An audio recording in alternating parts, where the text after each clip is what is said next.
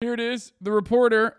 Indictments got Young Thug and a bunch of other rappers, but here there's one name I wasn't expecting to see, and I didn't, and that's Jack Harlow. Can you speak on that? Fulton County District Attorney Fannie Willis responds. So yesterday, Young Thug and Gunna and numerous other people got arrested. Is there a good article on this, by the way? I'm trying to fucking. Oh, here it is. YSL faces the music. Okay, this is a lib article, but still. Young Thug and Gunna, along with many other people, were arrested by the feds, okay, in what is a RICO case for 56 charges, including aiding and abetting a murder, okay, allegedly, and numerous other charges alongside this like gigantic fucking investigation. Young Thug is one of the roughly 24 people accused of being members of a criminal street gang called Young Slime Life, YSL. Okay? The rap star Young Thug, one of the most influential artists to emerge from Atlanta's famously fertile hip-hop scene, was arrested on Monday on suspicion of gang involvement and conspiracy to violate Georgia's criminal racketeering law. Rapper, whose real name is Jeffrey Williams, was charged in a sweeping grand jury indictment that identified him and 27 other people as members of the same criminal street gang and charged some of them with violent crimes, including murder and attempted armed robbery.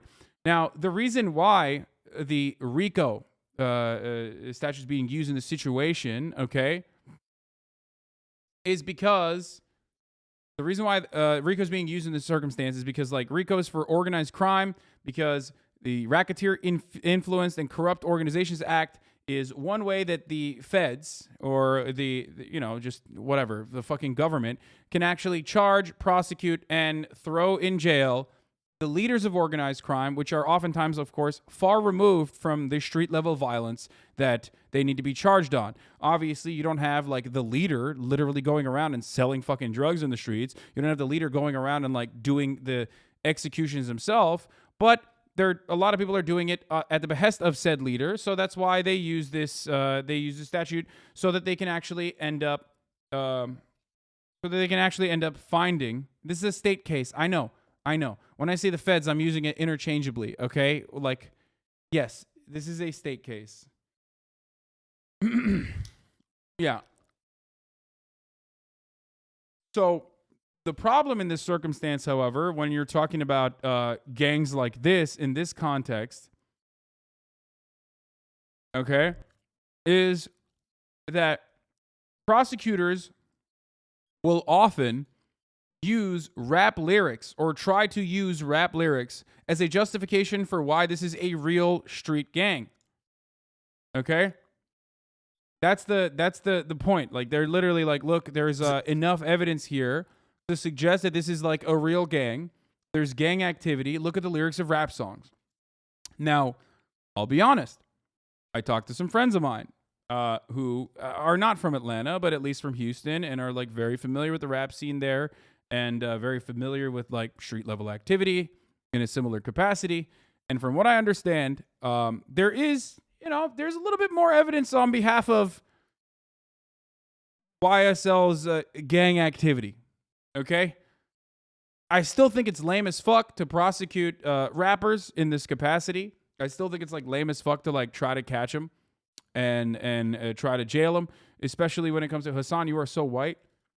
I mean, I'm just trying to be fucking honest. Yo, bro, just say Felix. We know it's Felix. He's from and for the streets. No. Did you go to r/hiphopheads? No, dude. Shut the fuck up. Shut up. I'm not you, okay? I'm not you. Your only involvement or understanding of such things could be like going to fucking Reddit or whatever, or like reading what Felix Biederman has to say. You just understand.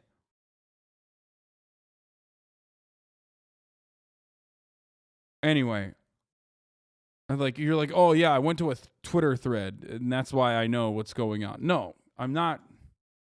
Just shut up. Just shut up and listen, okay?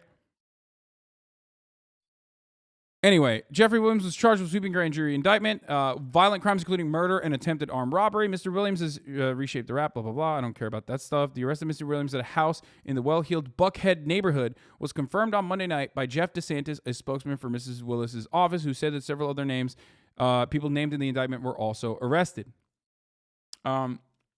So the indictment alleges that Mr. Williams is a founder of Young Slime Life, a criminal street gang that began in Atlanta in 2012 and is affiliated with the National Bloods gang. Mr. Williams' successful record label has been variously called YSL Records or Young Stoner Life Records. The label refers to his artists as a part of the Slime family, and a compilation album called Slime Language 2 hit #1 on the charts in April 2021. So, like, remember, they're using all of that. Like, the prosecutors will use all of that as evidence to say that this is like a real gang, by the way. Even if there are, gang-related actions that some people at the street level might take, they will use this as an opportunity to be like, yep, everyone is fucking, this is a gang. This is a real gang. Look at them. They're saying it. All 28 people, which, by the way, is like not that far removed from just straight up being like, well, sir, look, he's a thug. His name is Young Thug. Like, that's literally like one step removed from just making an argument like that. Well, sir, this man's name is a gunna. It means it's short for gunner. As in, he is going to do crimes with a gun. Okay.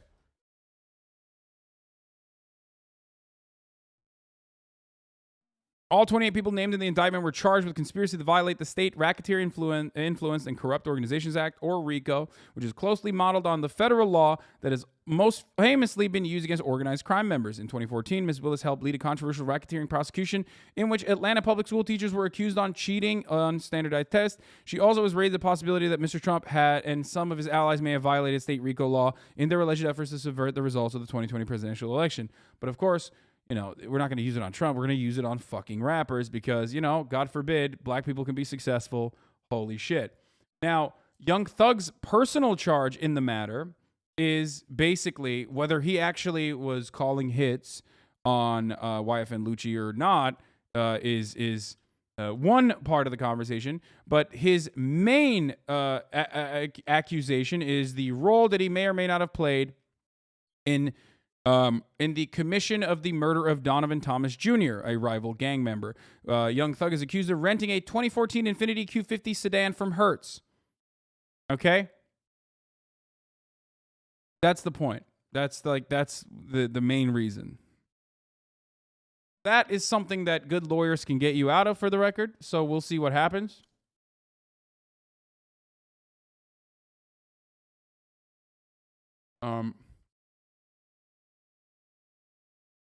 The accusation never even says he gave permission for the hit, just that they discussed asking for it. Prosecutors allege that two associates of YSL, Christian Eppinger and Antonio Sumlin, worked to get permission of Young Thug to make a second attempt at murder of YFN Lucci while he was jailed in Fulton County. Prosecutor Sergio Gunna Kitchens, associated with YSL, accused of appearing in a video released on social media titled Fox 5, wearing a YSL pendant and a slat pendant with lyrics stating, "We got 1,000 round choppers." Like, that's fucking insane. Also, Gunna's name is Sergio Kitchens. That's awesome. Okay. Gunna going to prison knowing this was his last interview.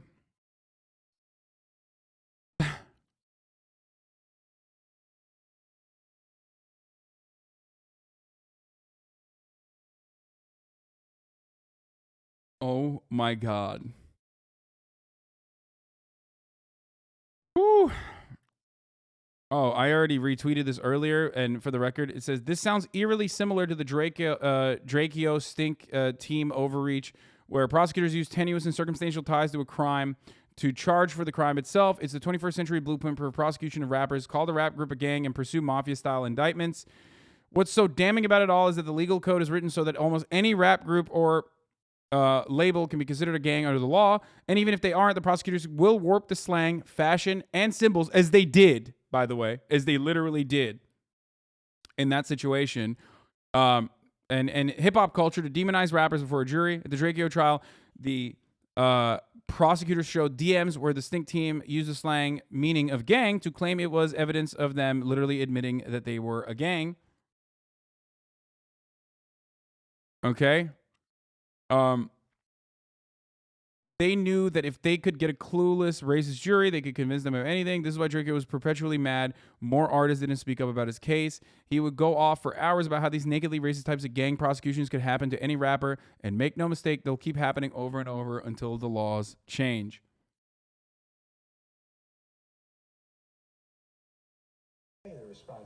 Here is Young Thug's lawyer, by the way, defense attorney.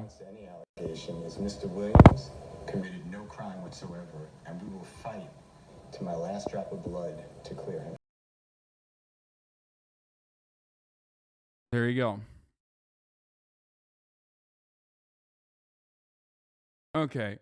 Before we get to like black Twitter jokes about this situation, let's just like get a accurate assessment of the matter at hand, okay? Because y'all are very quick to just be like, lol, look at all this shit. Like, look at all these jokes. Chill.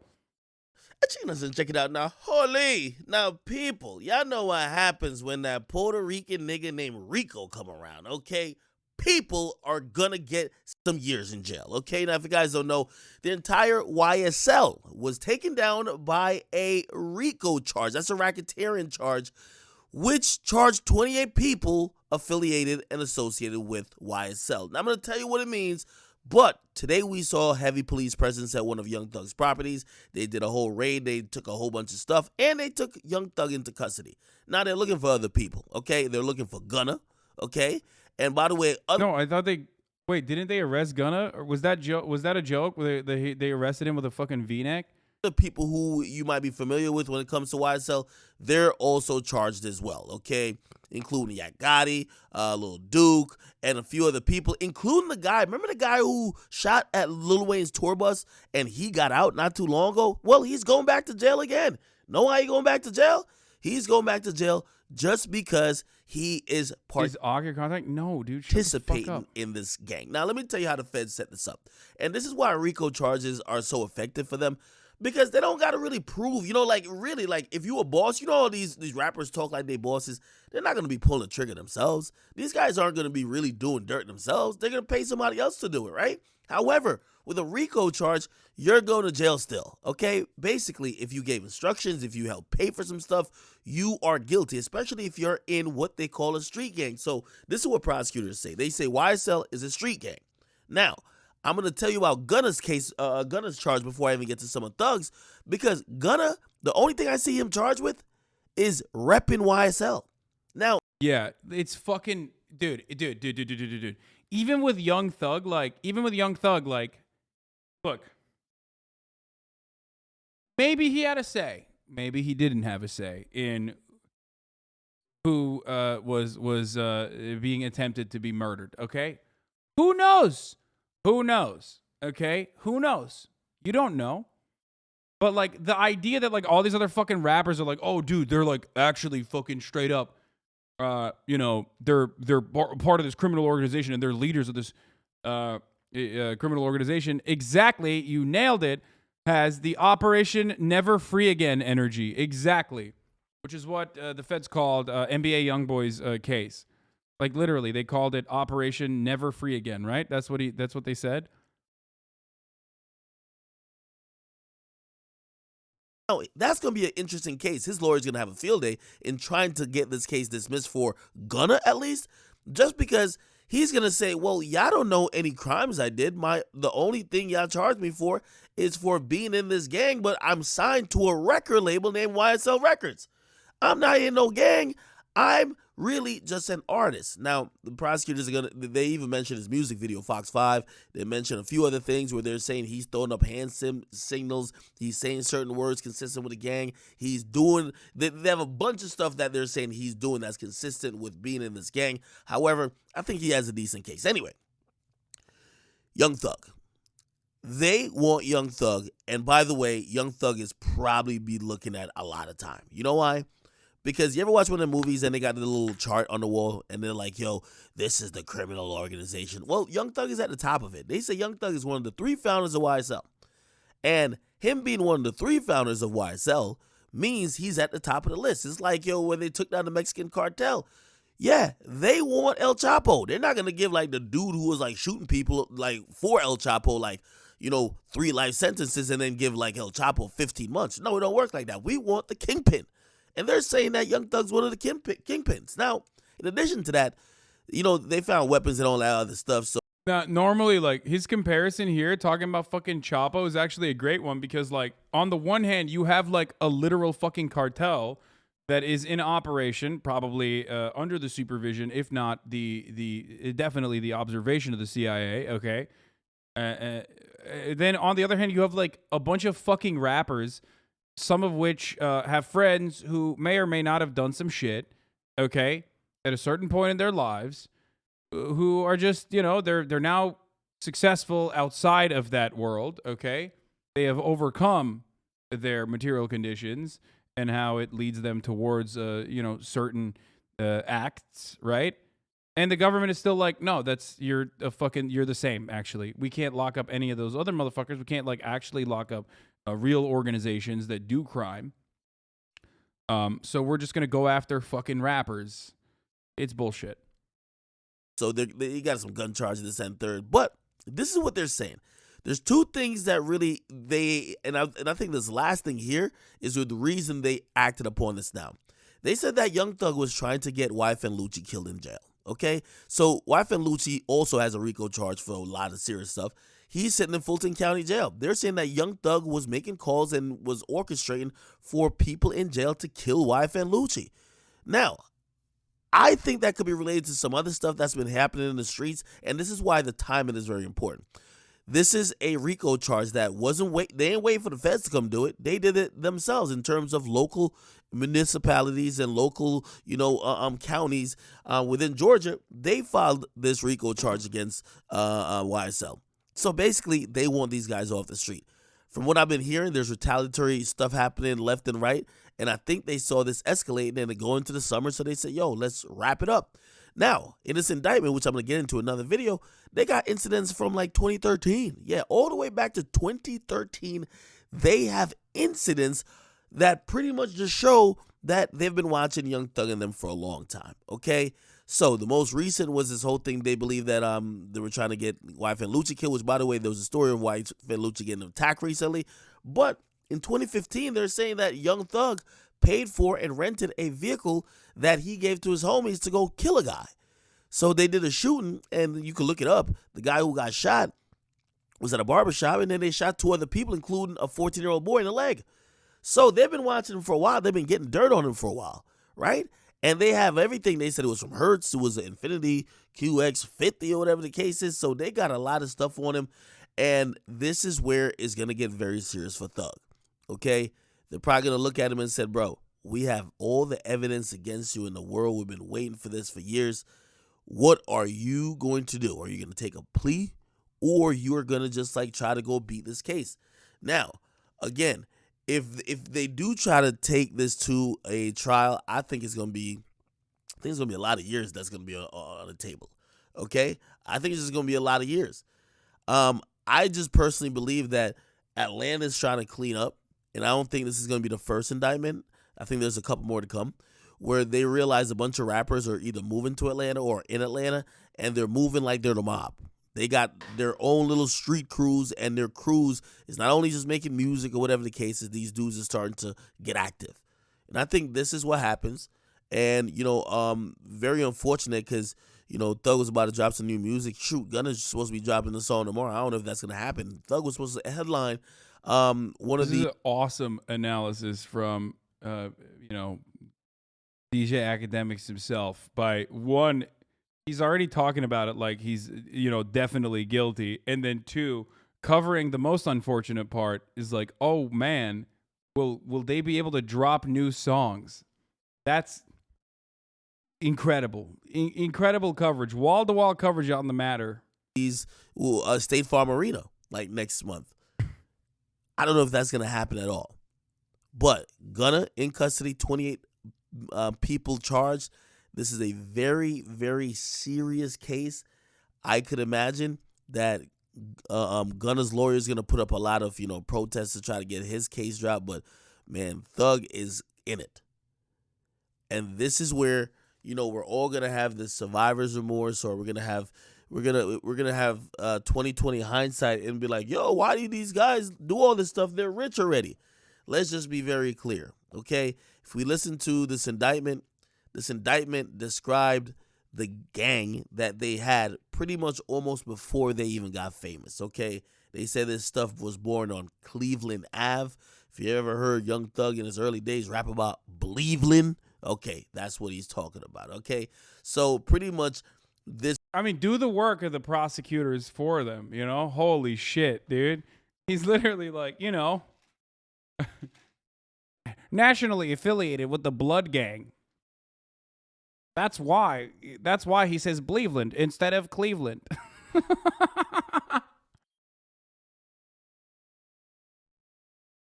This kind of grew into an organization. It probably just started out as a bunch of hoodlum friends just kicking it and probably doing hood rat-ish. However, started getting bigger and bigger. There's a lot more people that's involved, a lot more money involved. And now some of these ramifications, and for the cops, it's harder to prove. So you know what they do? Screw all of that. We don't want to have to prove all of that. We just want to be able to prove that y'all committing crimes, and y'all committing crimes for the furtherance to this gang, which is YSL, and y'all are in YSL. Screw it. Let's do that and get y'all the hell out of here. We'll see what happens. No, he's right. This is the part. It is correct. Happens. He's going to go to get arraigned shortly. I think tomorrow. I don't think he'll get bail, but he might. He might. His lawyer seems pretty confident he might get bail. Regardless, I think it's rather sad that this is happening now, but hey, it is what it is. They say you live by the gun, you die by the gun. Also, if you live in the streets and do street stuff, you can't be that shocked when somebody comes with a warrant or tries to charge you guys with some stuff. So we'll see. I think the Trap Lore Ross video on them is going to make people go, Trap Lore Ross is a Fed confirmed. What happens. What do you guys think about this whole thing? Get in the comments. What you guys like and subscribe. I'll break down the indictment a little bit more and some of the details it says about other people, because there's a lot to digest. But searches on for the person who shot 3 people, including a 14-year-old. One man died. Robbed, killed, got shot, stole, everything. I don't got shot, it will. My baby mama, and my little girl, and my mama, and her friend. Both of them got shot. One bad move can jeopardize, my whole life. Atlanta is arguably hip-hop's modern... For the record, this video is basically YSL... what the fuck? YSL versus YFN, Atlanta Secret Gang War, is literally the heart of this... at the heart of this this RICO case. Where... I mean, this is precisely what this is precisely where this is coming from. Like where this case is day capital city. There's countless rappers to come out of the A, achieving legend status era after era. Back in the day, we had the likes of Ludacris and Lil Jon turning up the city with their shout and crunk-based rap bangers. As the game developed, we saw the likes of newer school trap rappers like Gucci Mane, OJ the Jude Man, and Waka Flocka, who went from trapping on Atlanta corners to their trap music booming out of the trunk of every passing car in Atlanta. T.I., Young Jeezy, Shorty Low, The Migos, Outkast, 2 Chainz, 21 Savage. There's so many Atlanta rap legends that the city might as well be a goat farm. But it's not just in the vocal booth where the legends of Atlanta emerged, because if you know rap or drill music very well, then you'll know that often behind the rap hits are gangs and hitters. And Atlanta itself has had one of the most illustrious histories when it comes to gangs running the city. BMF, or the Black Mafia family, were a notorious ring of drug traffickers who were running the city back in the noughties, taking their dope operation to heights never believed possible in the city, to the point where they were even getting billboards to advertise their criminal enterprise / record label. Now, today's Atlanta story isn't about BMF or the big-time dope operations that have come through Atlanta, but that does provide the backdrop to a number of smaller outfits that would spawn some... Like, look, I hate to be that guy, but I'm gonna be that guy. But like, the difference between that and like literally every other like mega corporation now is that the mega corporations were run by white people who were able to do it I guess, do the violence in a justifiable capacity hundreds of years ago. So then they were able to, like, they had time to develop and also turn themselves into legal enterprises. That's precisely what that is. When you watch someone who's a drug dealer fucking set up shop and like create a legitimate business and a legitimate operation, that's precisely what that is. You're watching someone straight up try to basically fucking turn legal in a short period of time in a way that like these opportunities were not given to them. This was not an opportunity given to these people that the 400-year head start that all these other motherfuckers had, okay? Straight up. Straight the fuck up. Whether it be selling liquor throughout the abolition period, whether it be any number of different things, you know what I mean? Like, so remember the biggest that. names in Atlanta rap today. Because on the opposite end of the spectrum... Thug had plenty of chances to go legal. Yeah, and I think he did. Flashy, big money throwing lifestyle of the BMF, with the young G's coming up in the most difficult streets of Atlanta, fighting for survival and simply trying to make it out alive. And a lot of young men have come up through the trenches of Atlanta, eventually managing to make something of themselves, escaping the streets through a legitimate career in the music industry, with some even being lucky enough to become chart-topping megastars and getting far away from the dangerous streets they came from. But the problem is, when you make out... I'm sorry, it's really hard to hear about the gangbangers and rap stars at Atlanta's underground music scene from a man who sounds like Richard Ayoade. No, I think that's like part of what makes this so interesting is the juxtaposition of this nerd describing it with his like British accent. You know what I mean? Like that's kind of what makes it like magic. Like it just makes it like automatically kind of funny. Where this dude, I mean, but also from what I understand, he's like surprisingly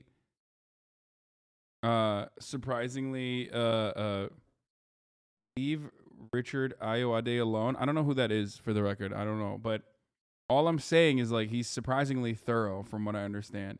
But it does make it funny when he's like, young G's. Very nice that young G's coming from the cut, throwing doobies up.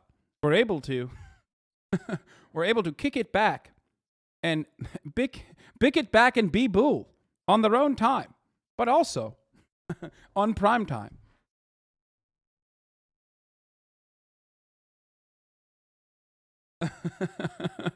Yeah, my man is my man's about to have some spotted dick right after this, dude. out of the streets and onto the Billboard charts, you gotta try and stay there. Today, we're gonna be telling the story of two rappers, both coming out of the slums of two different parts of Atlanta's Zone 3, with both rappers getting an opportunity to get out of the streets, going clear and making millions of dollars legitimately through the music industry. But unfortunately, by the end of this story, you'll see that one side would remain a little too close to the streets, and sadly getting caught up in a jam at the very height of his career. This is truly a story of struggle, potential, and opportunity, and the sad truth that sometimes you can work your entire life for an opportunity that can be lost in a second when your past life comes back to haunt you. This is the story of the long and bloody feud between Young Thug's YSL crew and YFN Lucci's YFN crew. A story which has been kept pretty secret for a number of years, but through weeks of meticulous research, pouring through lyrics, internet forums, and news reports, so today I'm going to unpack and unravel one of Atlanta's most iconic and complicated beefs once and for all.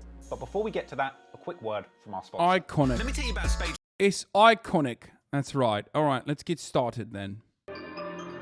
Cholio, bruv. Young Thug is truly one of... We're watching a very long and comprehensive story about these two rival, I guess technically gangs, YSL and YFN, and literally the reason why Young Thug is currently in jail for a RICO charge. So we're learning the background of this, okay?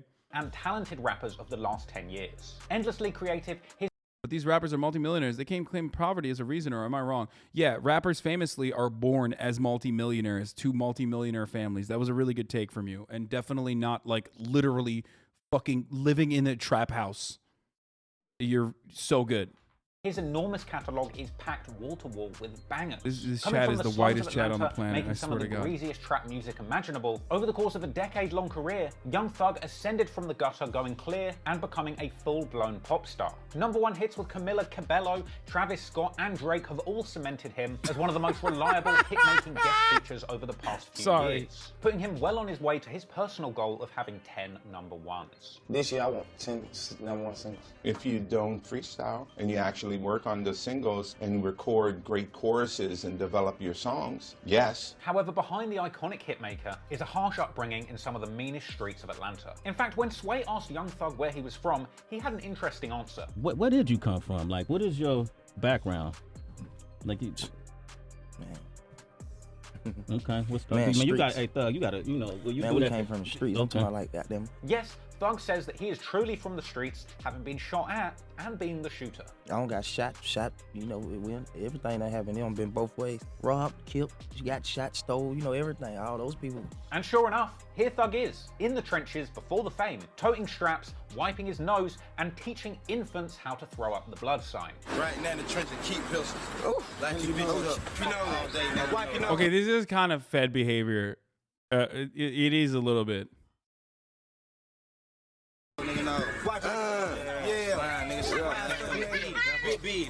Big B. I know this shit. Baby roll B. So, Thug really did come up in these streets. But what streets specifically? Well, Thug himself originally hails from the Jonesboro South projects, which were actually demolished in 2008. Young Thug described the slum-like project where he comes from in a Fader interview as nothing but roaches and rats. In fact, Thug has even referred to the area where he grew up as Little Haiti or just Haiti due to its crumbling resemblance to the developing nation of Haiti, with Thug even making a track called Haiti Slang and actually naming one of his own daughters Haiti. But even more significant in his music is nearby Cleveland Avenue, which intersects with Jonesboro Road, and thanks to Thug, over the years has become one of the most famous streets in Atlanta trap music. So according to Thug, Jonesboro Road and the surrounding areas are so rough they resemble an undeveloped economy. And with all that in mind, it's no surprise that Cleveland Avenue has been a gang stronghold for several decades. Sometimes referred to as Bleveland Avenue due to its long-running association with the Blood Gang, who famously replaced the letter C with B, you know, because they hate Crips so much. And Young Thug has apparently been associated with the Bleveland Avenue. He literally did the Fed thing, which I was making fun of. Okay. New Bloods from way back. Hell, I mean, if I guess anything, this is like broad appeal. This is broad appeal. He's like,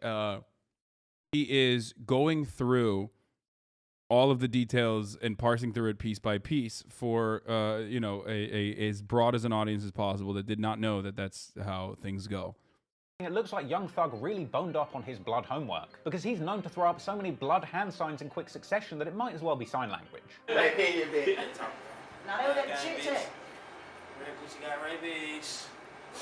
No, that's just sign language. You're wrong. It's just, he's just doing sign language, actually. That's fucked up. He's just saying, like, have a nice day. He's doing jutsu. He's just a big, this is kind of fucked up. He's just a big fan of Naruto, and he's just doing shadow clone jutsu. What the fuck? You know, that's actually inappropriate that you think these are gang signs.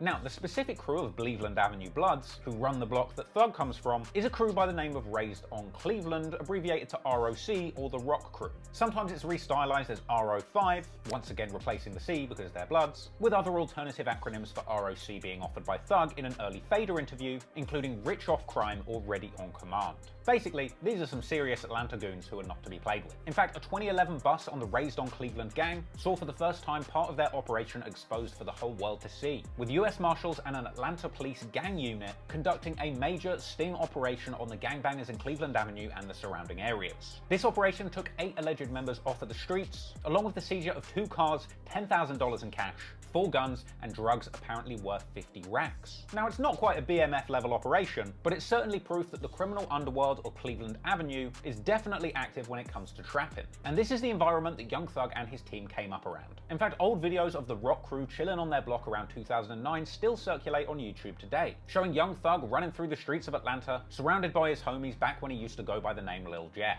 showing off his unusually fashionable hood drip and clowning his homeboys for secretly photographing his unusual white boy swag fits. King of white boy swagging, right? Stand on one time, let's just let these folks see what you're doing now. Straight out the goddamn. Rocked out right here, man. You know what I'm saying? Ah, you check him out now. This what he doing. Hello. He's on his phone, but he's taking. Come on, bro. If you have a flip phone, like, it's just, you know, you can't. There should be a statute of limitations on these sorts of things. Okay, if you're operating at a time when like flip phones are around, it's past the statute of limitations. Like, let him out. Let him. You can't use it as evidence. Okay.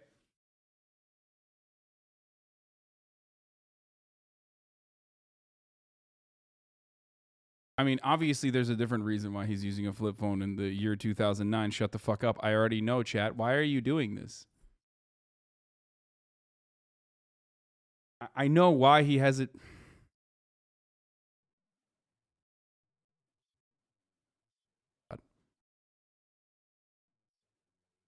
I'm joking. In fact, in a kind of unusual uniting feature, it would appear that the rock crew would all identify themselves by wearing matching Rockefeller jeans. I ain't shit with the Rock Republic motherfuckers, you hear me, man? Let my boy Lil D get on there. What you call him, the Will Chamber of this? Anyway, Young Thug and his affiliates have gone on to pay homage to the Raised on Cleveland crews in music. YL Stunner had a project called Raised on Cleveland. Lil Keed had a whole mixtape series titled Trapped on Cleveland. And there's a number of interviews with Young Thug early in his career where he discusses being part of the rock crew, describing it as more like a family or even a religion. Now, at a certain point, the rapping guys from Cleveland Ave started referring to themselves as YSL rather than the rock crew. Now, if you ask the Atlanta police what YSL stands for, they would say Young Slime Life, an official set of the Bloods in Atlanta. But if you ask Young Thug, especially on camera, he'll tell you that YSL is his record label, Young Stoner Life. A totally legal enterprise that he uses to legitimately, as he says, hire hundreds of members of his own family. In fact, in a since-deleted Complex article titled Inside the Snake Pit, The Rise of Young Thug's YSL Label, Young Thug explains how YSL operates unlike any other label in the music industry and is in fact a genuine family. Now, in this long, rambling and kind of strange article, we don't get that much of a substantial explanation as to how YSL conducts their operations very differently to any other record label, other than the fact that Young New details that show that Crips, Hybrids, East West Mafia, 11 Gang, Hoppa Gang, criminal street gangs targeted for the investigation, Cartel Jalisco, New Generation, Serenos, 18th Street, YSL, Young Slime Life, Sex, Money, Murder, 9 Trey, 93 Gangster Bloods, Money, Power, Respect, Goodfellas, Get All the Profits, Gap, Bounty Hunter Bloods, YNKE. New documents reveal Lil Baby and 4PF and others may be targeted by the feds as well. Dude, there's a gigantic fucking... I mean, look. Do some people that are tangentially related to some of these rappers that are in their crews actually end up, like, you know, engaging in actions that you would consider to be violent? Maybe, from time to time. Okay, everybody calm down. All right. But is this the same as, like, the fucking, like, organization? Is this the same as, like, being in an organization that's, like, straight up the fucking, I don't know, like a part of like actual organized crime? No.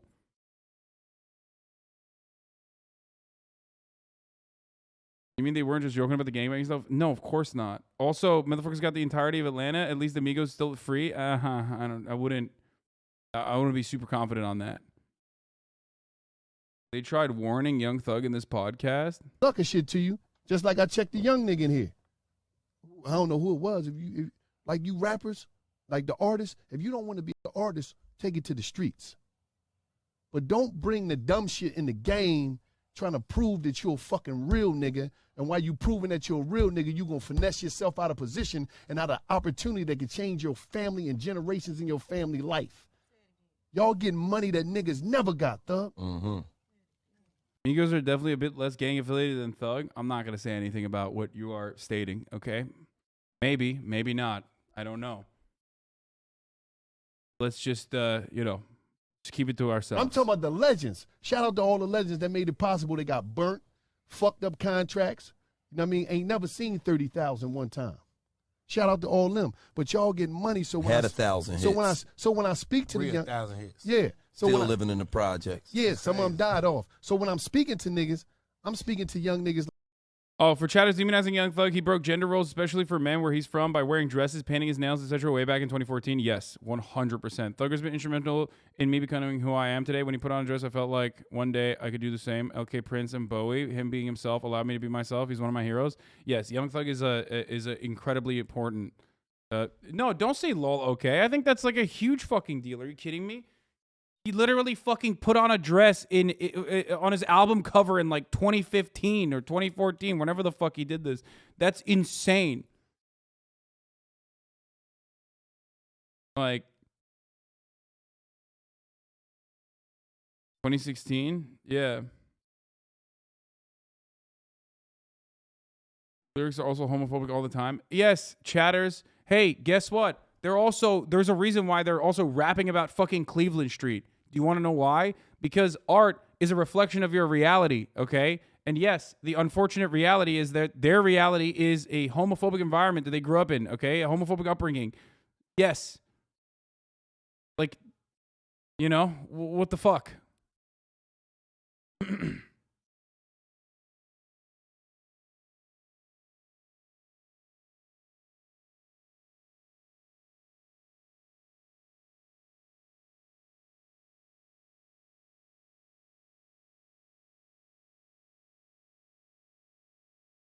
Anyway.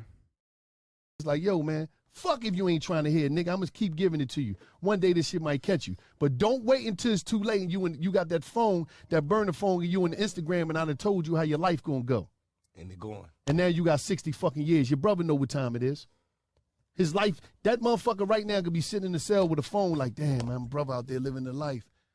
They out there living. He was in that cell. His life was almost gone. On some, you know, for being a real nigga. And you know what's so crazy? A lot of these young cats, they not being real niggas because they real niggas. They being real niggas because they feel as though if I don't come across as a real nigga, niggas gonna think I'm pussy. So niggas really be scared, thug. Like niggas be really scared, but a scared nigga kill you too. So my thing is be like this, man. For all you young niggas out there that's moving and operating, figure a lane out, because the street game is about creating an exit plan. It was designed so we get some money, figure out a way and get an exit plan. And you in the street games to make money, not headlines.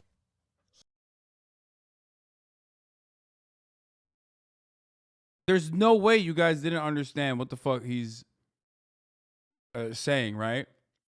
What's he going on about? He's saying that when you don't have any opportunities presented to you, you make your own opportunities. And that's how you involve yourself in illicit criminal behavior. But that is only that's only a ladder for you to get out of the circumstances that are presented to you. So once you're actually fucking out of it, don't try to make yourself seem more legit and maintain like a level of respect from people. Holy fuck, I'm literally doing like translation to the, oh my God, I'm so fucking white too. How the fuck do you guys not understand any of this shit?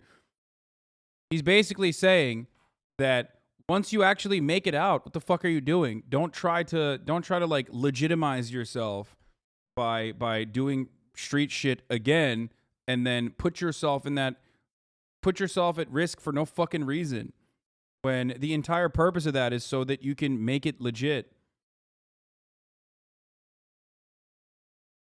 So all that goofy shit that you on, and I'm not encouraging nobody to be out there, but if you out there, don't be fucking with them women and them kids, man. Stop being a pussy and go at who you got to go at. Right. If I got a problem with Thug, I'm going at Thug. I'm not going at Duke. I'm going right at him, nigga. Where you at? I ain't gonna go shoot up your brother that's going to school that's a square, nigga. I'm just saying. Talk to him. I'm just saying, but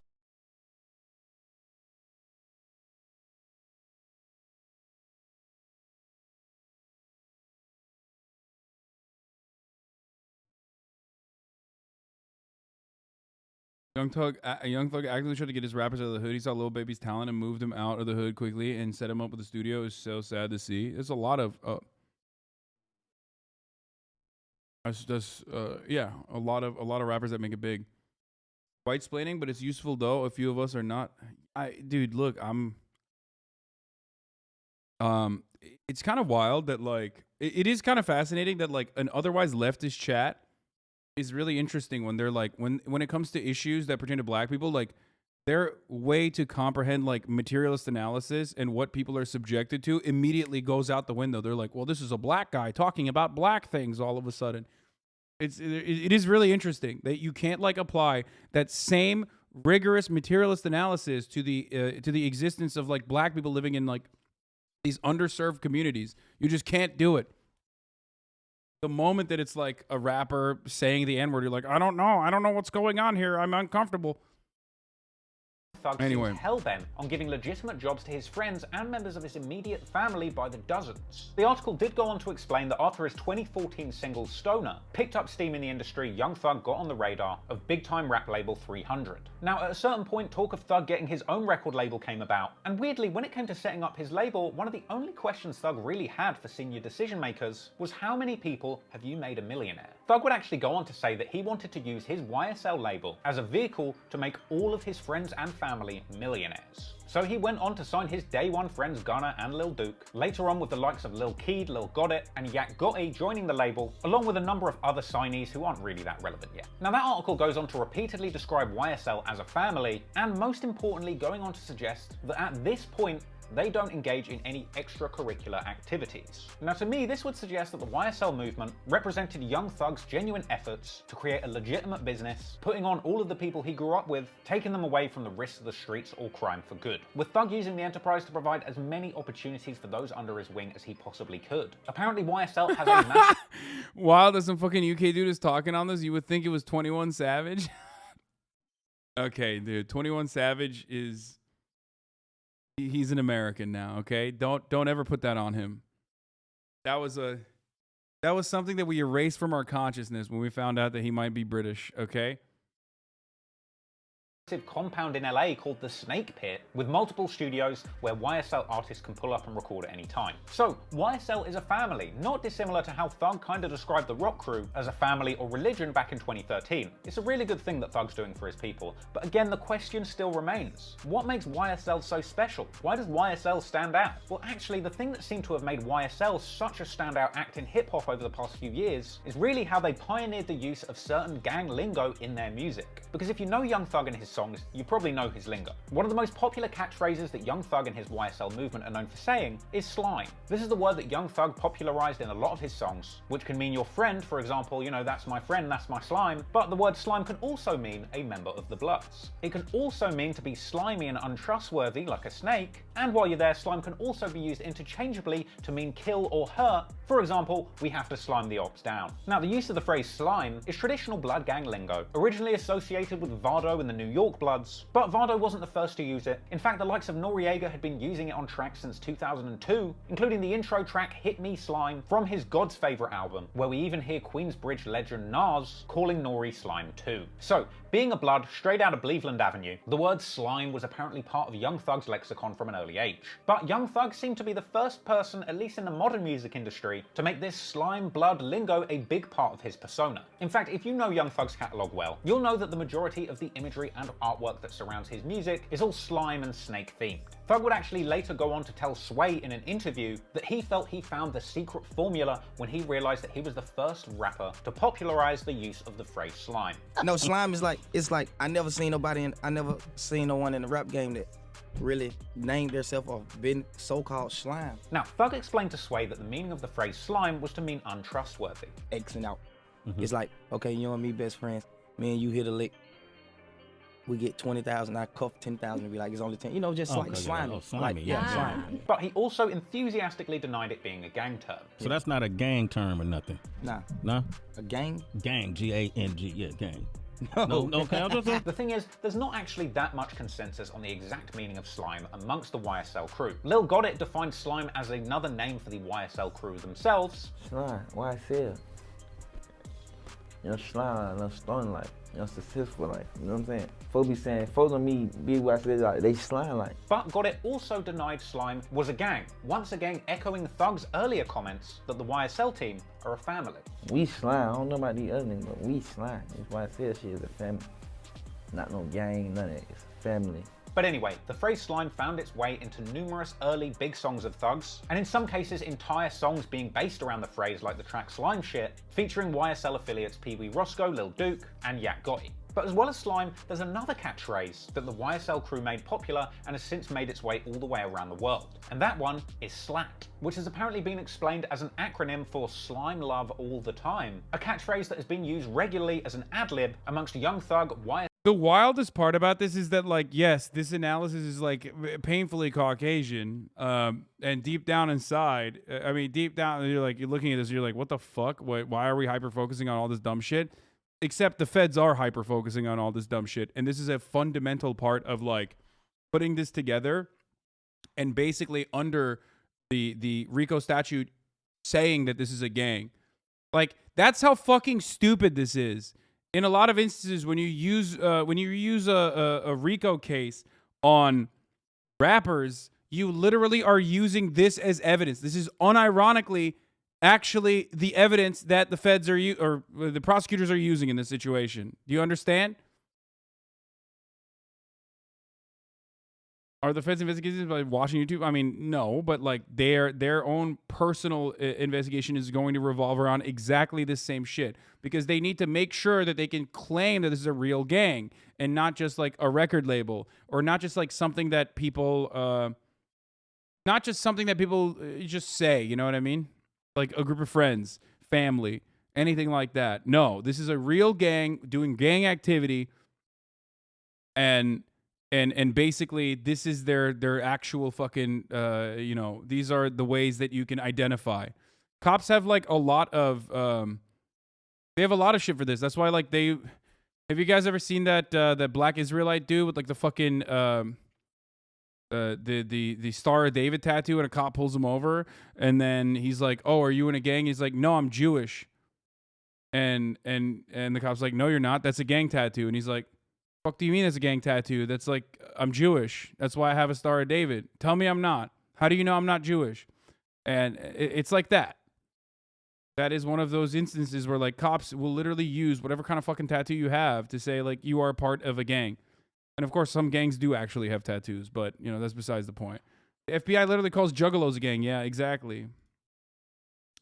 YSL rappers and even beyond. At a certain point, the SLAT ad-lib became so popular, you can catch any number of famous rappers from Roddy You got Ricch. Hella Mayo Lives white-splaining trap music. I mean, yes, this is a fucking overwhelmingly white community, okay? And I'm white. What do you want me to like fucking lie and like, you know, like act like I'm not? I think like this is the best way to cover something like this, is like be truthful and give you my perspective. Dude in the video is white as fuck too, you know what I mean? Lil Uzi Vert to YNW Melly using the song, which to me is just more proof of how powerful Young Thug and the YSL slime SLAT movement has become in modern rap culture. But what does SLAT even mean? Well, Lil Gotit explained that SLAT was actually a slime greeting and farewell, like hello and goodbye. Slat, that's a greetings, or, you know what I'm saying, a farewell, like leaving, you know what I'm saying, slat. And I tell you what, at a certain point, Thug's comments about YSL being a religion really start to ring true, because in one of the most cult-like practices of the YSL crew, apparently upon joining the label, all signees are required to receive a SLAT tattoo on their nose-wiping finger. Because we can't forget that other catchphrase popularized by Young Thug and his YSL goons, wipe his nose, a slime-affiliated term associated with killing. E.g., we had to wipe that op's nose, a phrase which can be heard as early as 2014 on the Metro Thuggin' track, The Blangwitch. So anyway, that's the YSL crew, their complex background, history, and language. So I hope you can fully understand and appreciate where Young Thug and his YSL crew are coming from. As Thug said, YSL is more like a family than a record label. Problem is, as members of the family grow up and make that transition from the streets into the legitimate music industry, unfortunately, those street beefs can still come back to haunt you. And in this case, the young men coming out of Cleveland Avenue have apparently had a long-running and bitter feud with another group of young guys from a nearby area that goes by the name of Summerhill. All right, this is important. Now I know that Young Thug might not be the first artist that you think of when it comes to drill rappers spinning up the op block, but actually Young Thug can be heard dissing the opposing area of Summerhill in one of his earliest songs, Haiti Slang, where he says, "Everybody can't get it, I ain't from Summerhill but I'm visiting." Now, Summerhill spawned a little-known crew in Atlanta called YFN, fronted up by their head honcho YFN Lucci. Lucci hails from Summerhill in Atlanta. You know, I'm from Summerhill, so I walk over here with my boy, man. We just be kicking it, thinking about ways, you know, to get out. Like, how we gonna do it? Now, that clip was actually from a Karen Civil interview with YFN Lucci called Welcome to My Neighborhood. And in that piece, he also took her to the Trestle Tree Village Apartments, a nearby project where his homie YFN Trey Pound is from. Now we in Trestle Tree, this area right here, my boy Pound, Trey Pound, you know, he in YFN. I met Pound when I was like 8 years old. We went to DA Stanton. And that's where he stayed at. YFN Lucci broke down the realities of where he's from in a Vibe interview where he said not many make it out. And I'm sure you won't be surprised to find out that Summerhill is yet another ATL area associated with extensive gang activity. Numerous blood sets have apparently operated around these areas for a number of years, but according to Atlanta police, one of the most significant crews to click up and emerge out of Summerhill and nearby Peoplestown in Atlanta is the ABG, or Atlanta Blood Gang, with ABG sometimes also standing for Anybody Get It. Apparently coming from their members' willingness to act out violence on literally anyone. So yeah, I wouldn't want to mess with these guys. According to the Atlanta police, the ABG are also clicked up with other Atlanta blood sets like the Bird Gang, apparently formed in the early 2000s in Atlanta's 4th Ward. And according to local police, Atlanta's many blood sets allegedly have ties to the original Inglewood family Bloods from Los Angeles. And as we're going to find out later on in this story, the Atlanta Bloods have other interstate connections that stretch as far as Miami too. So with all of these blood gang alliances, it's no surprise then that YFN Lucci was apparently also close to fellow Atlanta Blood Bloody J, a red rag rocking Atlanta rapper who was apparently getting it in blood way before Dirk and Pooh Shiesty was, with his 2013 track Get It in Blood showing a lot of people for the first time that Atlanta had a big blood gang movement too. So you've got the Atlanta Blood Gang running in the streets with the red rags, and much like YSL, if you ask the Atlanta police, they would tell you that YFN is another violent blood set that's committing crimes in the streets, as well as having ties in the music industry. But if you ask YFN Lucci, he would say YFN is not a gang, it's his rap collective and record label. YFN, of course, standing for Young Fly. Yeah. And the YFN means what? Young fly nigga. In fact, the full name is YFN BC. Young fly nigga about cash, because it got a BC at the end, so it's young fly nigga about cash. And it's not just Lucci repping YFN either. He's joined by the likes of YFN K, his big brother who got him into rap, YFN Fat, who apparently became a blood at the ripe young age of 15, Ferrari Fred, or Fred Rari, a rapper signed to YFN hailing from Miami. Now look, we're gonna get well into the music from artists on both sides of this beef, but for now, let's go back to the very beginning, because the beef between these two crews have a lot to do with their careers. Ultimately, both sides had the right idea. Lucci and Thug are both young guys from tough, gang-infested areas, trying to get out and make a better life for themselves and their families. And at a certain point, both of them realized that they would be better off doing this in the music industry rather than in the streets. But unfortunately, after a long and difficult come-up, just as both artists were getting to their peak in the rap game, their unfortunate and violent past just kept on dragging them down. Oh, dude, you think this is a good lunchtime video? Never mind. We have a you know 40 more minutes on this, but I guess everyone that wants to watch this, like, fuck off. You know, we got a good new video up. Come on, bro. Now, Young Thug began to dabble in rap publicly all the way back in 2010. One of his earliest appearances, featuring on True Royale's She Can Go, saw a young Thug showcasing an early style heavily influenced by Lil Wayne. And to begin with, music wasn't really a serious prospect for Young Thug. But in 2011, that perspective might have begun to change for Thug. This being the year of that big bust on the Raised on Cleveland crew. With the block hot and a number of young people from the area getting locked up, thankfully Thug was able to find a new route to success as he would begin to pick up steam musically. Over the course of 2011 and 2012, Thug would drop 3 installments of a mixtape series, I Came From Nothing 1, 2, and 3. Projects which featured extensive lyrics about Thug's tough come-up around the rock crew on Cleveland Avenue. So Thug was beginning to make some waves in music, though in the early days he would struggle to distance himself from those many Lil Wayne comparisons. But eventually, Young Thug's hard work would pay off and he would pick up the attention of Atlanta trap legend Gucci Mane, who would sign Thug to his 1017 Brick Squad record label, with Gucci apparently signing Thug for 25 bands in cash without even hearing his music. But this gamble would pay off as Thug's profile would continue to rise, and Gucci would even collaborate with him numerous times on the 1017 Thug joint mixtape, as well as Gucci putting Thug on his 2013 single Breakdance. These moves would have Thug capturing the attention of the hip-hoposphere in a big way. He landed himself a 2013 Complex. Gucci Mane, the only person prison actually rehabilitated. Like the singular individual. No one else. Jack Harlow's part of YSL. Article, which unfortunately opened with a massive paragraph comparing him to Lil Wayne. But in my You opinion, mean Gucci Mane's clone? Yes, I mean that, yeah. it was around this time that Young Thug actually begun to find his own original style, moving away from the derivative flows that he had borrowed from Lil Wayne before. Also in that complex article, we got an update on where Young Thug was as far as his connections to the streets, saying that since signing with 1017, he's spending less time with his original rock crew. And by 2017, we would stop hearing Young Thug referring to his old team, the Rock Crew, and beginning to refer to the people around him as a group by the name of YSL. But far from a label, Young Thug was still describing his YSL goons as the guys that will come and wipe your nose. From here, Young Thug would begin to shout out his YSL family on as many songs as he possibly could, even giving them a big shout out on his breakthrough single, Stoner. In fact, on that very song, there are lyrics that may have gone over a lot of people's heads, where Young Thug seems to basically explain the evolution of the Rock Crew to YSL, rapping, "Hear my song way from YTC," which is apparently Young Thug's in charge, ROB, which stands for Raised on Bleveland or Cleveland, SMM, Sex Money Murder, another blood set out of Atlanta, now we YSL Venom, which seems to... Bro, Fez was taking notes, like, literally, while he was writing this. Fez was like...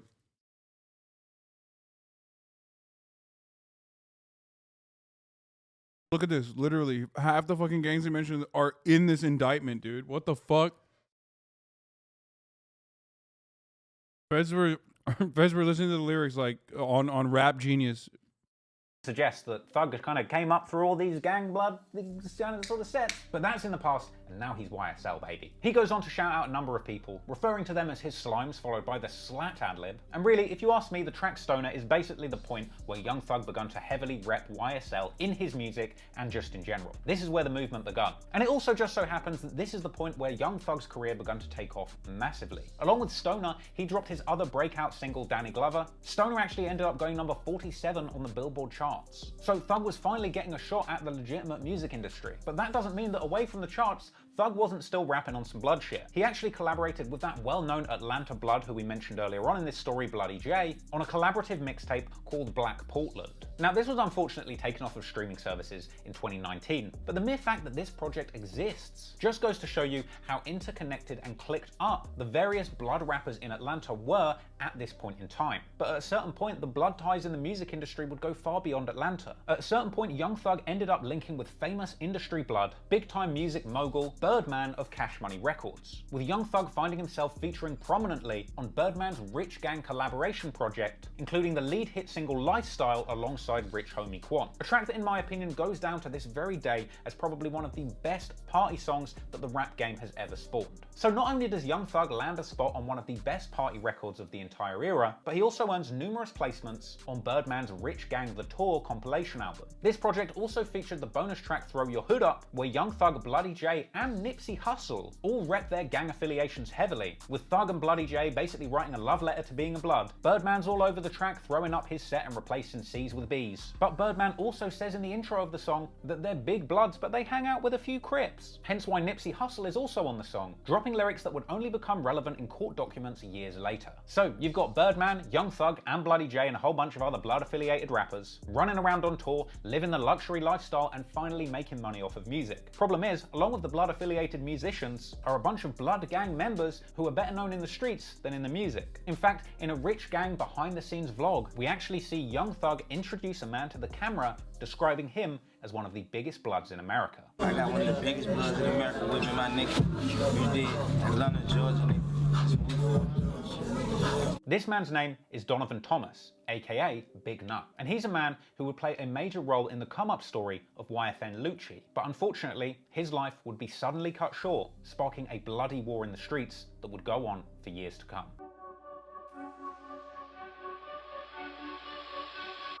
So, YFN Lucci's big brother YFNK encouraged him to get into rap when he was a teenager. My big brother, his name YFNK, he been rapping since I was like 13. Inspired me, made me want to make music. I started rapping, I freestyle. Okay, now I understand why people say Vlad is a Fed.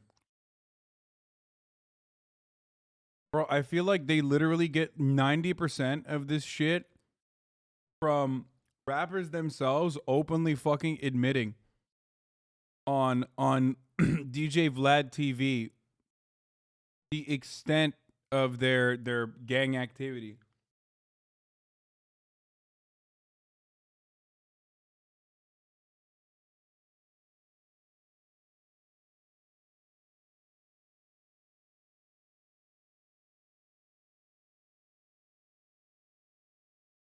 They're waiting for Vlad and Ross to upload. Vlad is literally a fed that uses shit in court. I mean, yeah, it's fucking crazy. We're just now understanding this. I type in this chat every time he's on stream.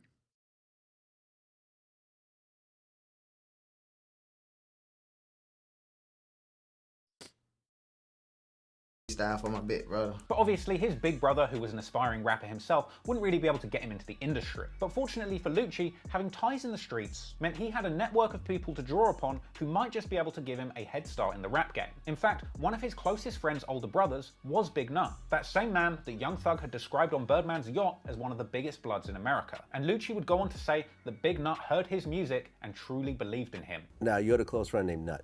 Yeah, that was one of my best friend, big brothers.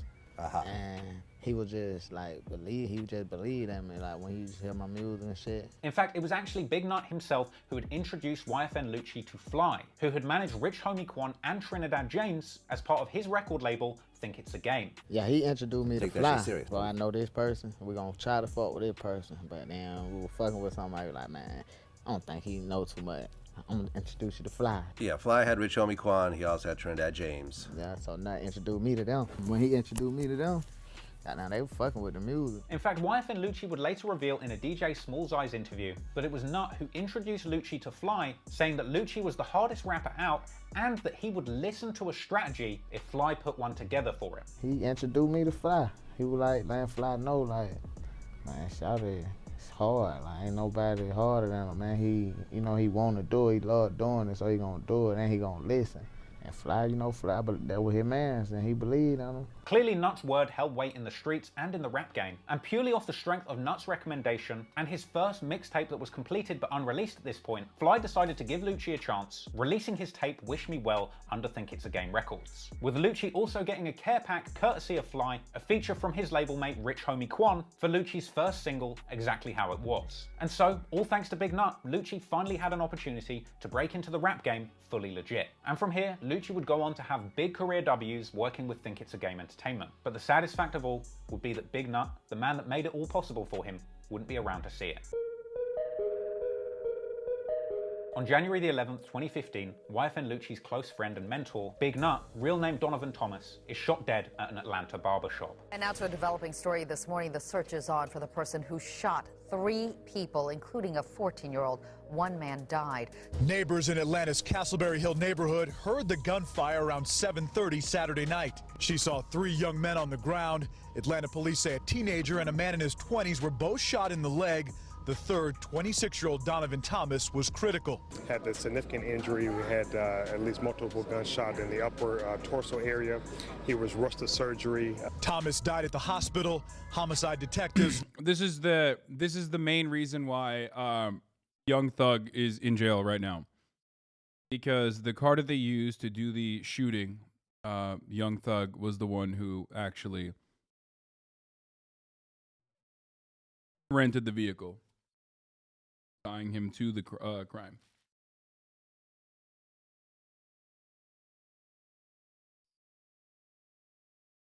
Looked for bullet holes. Allegedly. Brought in a police canine to search for more shell casings. They believe it was a drive-by shooting. Police believe the 3 2-adult men and a 14-year-old were targeted. Triple shooting outside this barbershop ended the life of 26-year-old Donovan Thomas. Big Nut was loved and respected by the YFN crew and in the streets of Atlanta at large. And following his death, clips of him with the likes of YFN Lucci circulated on social media, showing just how close these two really were. Cut, man. Straight up, man. Salute to you, big boy. We fucking with you, man. Following Nut's death, it's said that there was a massive fallout in the Atlanta music scene. YFN Trey Pound told DJ Small's Eyes just how shocked he was to hear about Nut's passing, with Lucci also speaking on the loss of Nut in his Karen Civil interview, remembering how Nut had been the first person who put him on in the rap game. I lost one of my homies who really got me on. Long live Nut forever.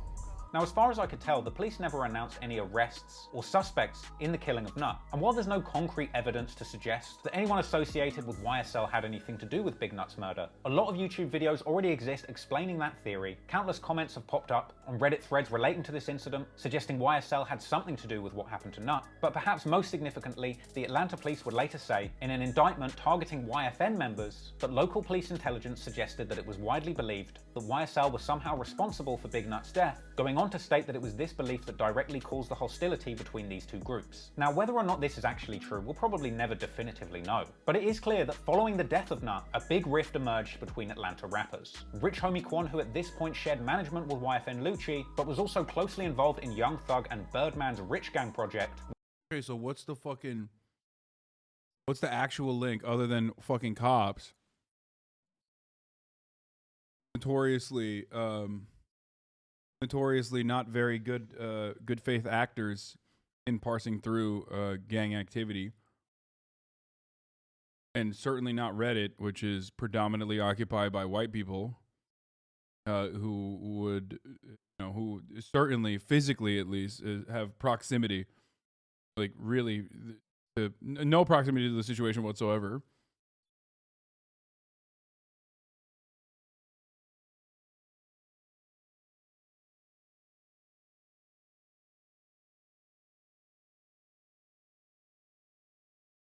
Would take a step back from things, with Rich Homie Quan's relationship with Thug famously declining, and Quan just generally taking a step out of the limelight. It would also appear that the former collaborative relationship between Bloody J and Young Thug would never be the same again too, as Bloody J would continue to collaborate with YFN Lucci, but not Thug. At a certain point, the city of Atlanta basically split into two halves, and according to the police, this is when the beef truly heated up, with the cops reporting that as many as 37 incidents and 4 subsequent murders that they believe were linked to this original inciting incident. But as both YFN Lucci and Young Thug would continue to have success in the music industry, picking up thousands of fans and making millions of dollars from their songs, eventually their beef would also make its way into the music industry for the entire world to see. Because no matter how much they wanted to keep their street politics secret, eventually this beef would play out very publicly and very bitterly. In the midst of the death of Big Nut, the war between YFN and YSL was heating up in the streets. During this time, a lot of the beef in the area was kept offline, especially considering the fact that in 2015, when Nut's life was taken, both Thug and Lucci were still relatively early on in their careers. So at this point, the kind of gang-related activity going on around these two artists was subject to far less scrutiny. However, in 2016, as YFN Lucci's career begins to pick up steam and he appears in a number of on-camera interviews, he reveals just how real his life in the streets of Atlanta has truly gotten, telling Karen Civil that his family home had been the target of numerous shootings. When my house got shot up, I was out of town though, man. I get a call, my mom, they'll say the house got shot. They ain't even pull up in front of the house. They pull up like right here, and they was just shooting it like, you know, sideways behind the car in the street. They was in the street though shooting because that's where all the shell was. Yes, apparently the ops were pulling up at YFN Lucci's house and straight spraying it up. But that wasn't the only time. Apparently they came back, and this time Lucci's own mother was left injured. He ain't even really want to say it. He like the house, he said it happened again. We hop out, we come over here. Jew was in here, my big brother Juju was in here, my baby mama, and my little girl and my mama and her friend. Both of them got shot though, my mama and her friend. Whilst he was forthcoming to Karen Civil about the details of the shooting, when asked about who did it in a Vlad TV interview, Lucci was much less forthcoming. You don't know who did it. Street code, right? So at this point, the stakes in the streets of Atlanta are getting very high. And when mothers are getting hit, you know that the beef is serious. But even worse than involving mothers is involving children. And as the beef goes on, you will see that rappers on both sides of this feud aren't afraid to take it there, bringing their own ops kids into the beef just to goad their rivals. In February 2016, YFN Lucci took to Instagram to wish Young Thug's daughter a happy birthday, posting a video of her face, which I'm definitely not going to put in this video. An incredibly ominous and serious message from YFN Lucci to Young Thug. But in spite of this kind of bold message sent on social media for the whole world to see, Lucci wasn't done prodding Thug. That same month, he also took to Twitter, saying that Young Thug's fiancée Jerica misses being on the couch with Lucci. He went on to infer that Young Thug would cry if he saw the DMs between Lucci and Jerica. Lucci would go on to post the unverified but supposed messages between him and Jerica, which weren't really damning or necessarily verifiable, but at the very least, if true, they would infer that Jerica had been to visit Lucci. Anyway, Lucci attempted to back up that unverifiable screen grab with a tweet saying true story, and another saying that he's got someone's hoe on a leash, going on to infer that he stole a rich person's girl, and atting Jerica directly saying that he misses her, shooting out another tweet to suggest that her denying this is a lie. And finally, ending his tirade by tweeting out 3 L's, which I assume were aimed at Young Thug. Now, Thug eventually replied in a tweet suggesting that Lucci was just looking for clout, and another saying that if a rapper wants to come up, they should collab rather than trying to start beef. A month after this, in March 2016, Lucci does an interview with DJ Small's Eyes where he suggests that he doesn't even know who Young Thug is. You and Thug. I don't know him. Never heard of him. Now, at a certain point, it would make sense for Lucci to set his pride and this beef to one side and focus on his buzzing music. Sometimes people get stabbed in prison, you know what I mean? I'm just saying, if this is the kind of behavior that you're demonstrating regularly, who's to say you're not behaving this way in prison as well, and then sometimes someone just stabs you? Why is that Young Thug's fault? I'm just saying, why? Why is that? Because that's the other reason why they're saying that, you know, the murder attempts on YFN Lucci are also linked back to Young Thug. Career. By this point, Lucci was just about getting to that next level. Since joining up with CEO Fly of Think It's a Game Entertainment, he'd gone on to drop his follow-up mixtape Wish Me Well 2, just about landing in on the Billboard charts at position 183. This would be Lucci's first real chart hit, with Lucci and Fly both pulling up for a celebratory interview on The Breakfast Club. And in this interview, Lucci had some choice words, not just for Young Thug, but also his fiancée Jerica, doubling down on his earlier tweet shooting his shot at her, with Lucci saying he'll holler at whoever he wants. Now I saw you also was tweeting at Young Thug's fiance. If that was his girl, YSL Hasan Lamau, bro, Gunna literally said I was too controversial to be on the stream. Okay, so no, I'm not. Like Gunna's team literally were like, yeah, sorry, I don't know if I think we're gonna pass on this interview opportunity. I was like, come on, dude, like you literally got shot at like last week. What do you mean I'm controversial? What the fuck? Yes, that is real. That is a real thing. I was trying to get Gunna on stream. No fucking way. No, yes fucking way.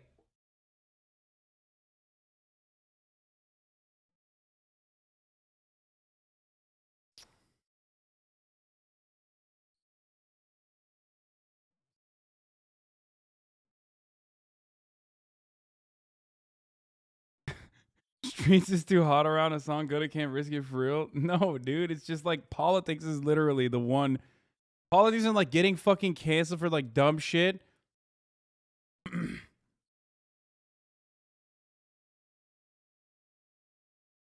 Is like literally seen as like a bigger brand risk than fucking, I don't know. You dodged the RICO charge? It would have been so sick. A lot of hip-hop fans hate socialists, not me though. This Port Authority pigeon.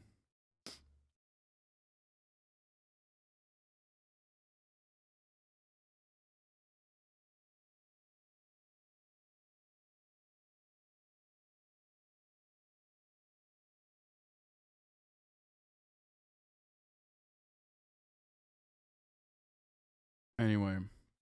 And then I see these DJ Vlad interviews and I'm like, dude, what do you think? I'm going to like ask a question that you're going to give like a dumb answer to and then people are going to cancel you for it. But like you're going on DJ Vlad and fucking literally saying like, yes, murders were happening in this gang, in this street. And I have rapped about it numerous times. And also, thank you for asking that question. Okay, let's keep going. Girl, you smell me? Okay, so you didn't know, maybe. Hey, man, we in the street, man. I met everybody. Not long after brushing off the Young Thug drama, Lucci would go on in this interview to boldly proclaim that he is still tied in with the streets and that everybody he keeps around him now has street credentials. We ain't got time to hang in the streets, man. We been did that. What about your circle of people that was with you in Atlanta before everything started moving? They still with me. YFN BC. Mm-hmm. Like, all up, we grew up together. Blood brothers to best friends, and we were like 8. So, you know, that'll really it can get. But ironically, while Lucci is breaking into the charts for the first time, still maintaining his ties to the streets, Young Thug's career is progressing at lightning speed. Let's not forget, as Lucci was just signing his very first deals, Young Thug was running around on yachts with Birdman, living the lifestyle, and slowly putting together a string of hits. While Lucci was making baby steps, Young Thug, who had had a head start of a couple of years, was making huge strides. In mid-2014, Young Thug signed to 300 Entertainment, and in 2015, in response to a large amount of his music leaking, Thug would end up dropping a colossal amount of music. His controversial Barter 6 project released, with the album's title Barter 6 sparking a furious feud with Lil Wayne, who had named a number number of his albums The Carter, with this feud ultimately culminating in Lil Wayne's tour bus being shot up by an affiliate of Young Thug and Birdman, an incident that I covered in a separate video years ago on this channel.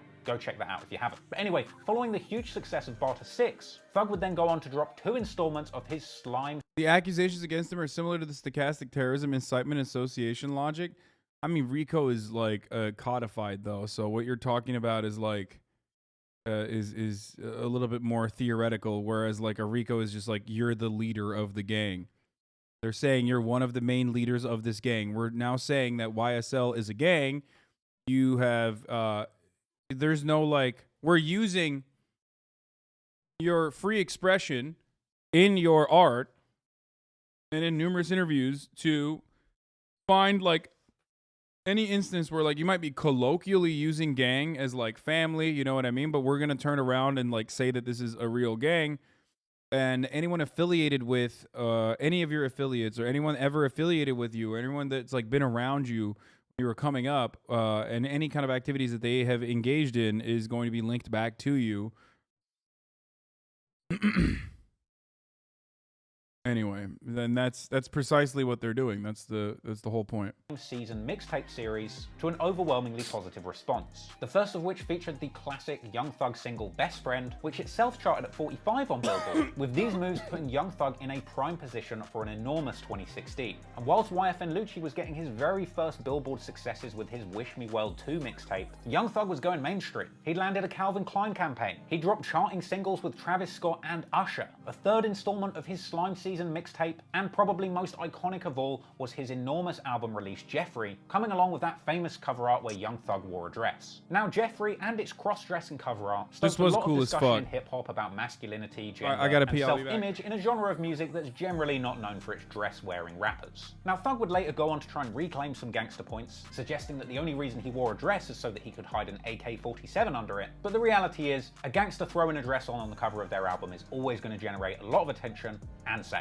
Jeffrey was a huge success, peaking at number 8 on Billboard and frankly bringing the discourse in hip-hop forward about 10 years. After Jeffrey, Young Thug had cemented himself as a trap rap icon, and as a result the streams and sales were rolling in. Young Thug was one of the hottest commodities in town and everyone was lining up to throw a bag at him. So following the successful launch of Jeffrey, Young Thug would finally be in prime position to put into action his plan of making everybody around him a millionaire. At which point he worked closely with Lyle Cohen of 300 Entertainment to launch his own sub-record label, YSL. Now to this day, it's still not definitively clear what the S in YSL stands for. Is it Young Stoner Life, Young Slime Life, Young Slapped Life? It doesn't really matter, because Young Thug had finally and truly bossed up, escaping the blocks of Cleveland Avenue, making a whole bunch of hit records, and using his movement in the music industry to finally bring his vision for a label to life, and legitimately put on all of the friends and family who had been there with him, helping him survive from the early days in the trenches. This was an incredible achievement for Young Thug that likely inspired many more aspiring rappers to do the very same. And in the following year, YFN Lucci would try and level up too,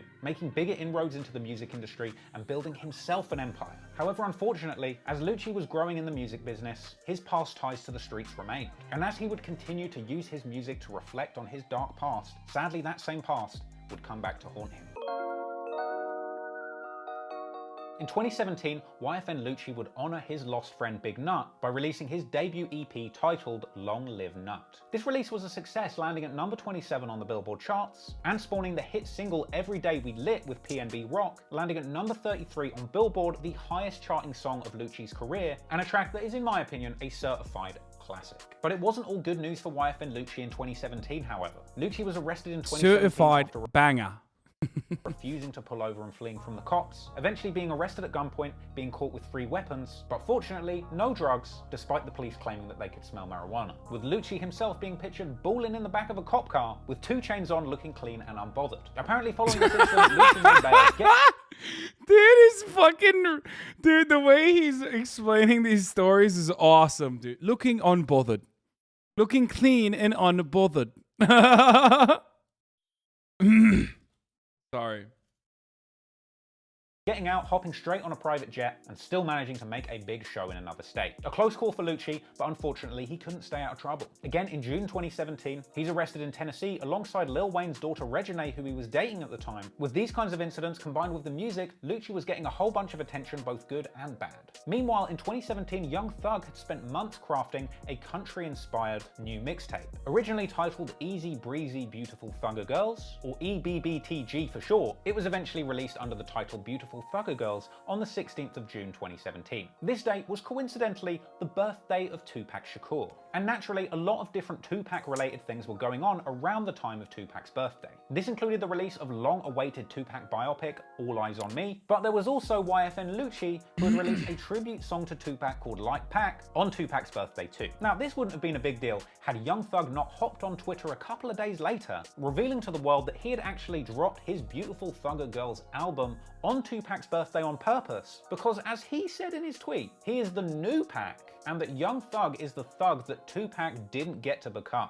with Thug saying that he was going to finish what Tupac started. Now, this kind of comment naturally didn't rub hip-hop purists up the right way at all. But then again, let's not forget who's truly to blame for the Young Thug-Tupac comparisons. Wyclef Jean, who was the first person to originally start calling Young Thug the new Tupac in 2016. But anyway, for YFN Lucci, this was the perfect opportunity to dig up their old bitter feud. And in response to Thug's tweets, Lucci piped up on Twitter himself, saying Tupac would have never worn a dress, clown emoji. Now, Thug responded to this with cryptic tweets, questioning whether Lucci was big mad or little mad, and calling him a peon and a buster. But then Thug's tweets took a little bit more of a dark turn, as he went on to say that Lucci should humble himself and thank God that he's in a position to take care of his mother. You know, the one who was shot in his home, with Thug going on to suggest, a guy you're able to take care of your mama and be humble, doing too much could become a deep sleep. Doing too much could lead to Lucci being put to sleep. Now, in spite of this very brief flare-up for all of Twitter to see, the real feud between these two remained beneath the surface for the remainder of 2017. That summer, Thug would go on to have the biggest debut of his entire career, his feature on chart-topping global hit Havana with Camila Cabello. Meanwhile, Lucci, still relatively new to becoming a Billboard charting successful rapper, is being profiled by rap media organizations like Complex, talking about how all of his dreams have finally come true through the music industry.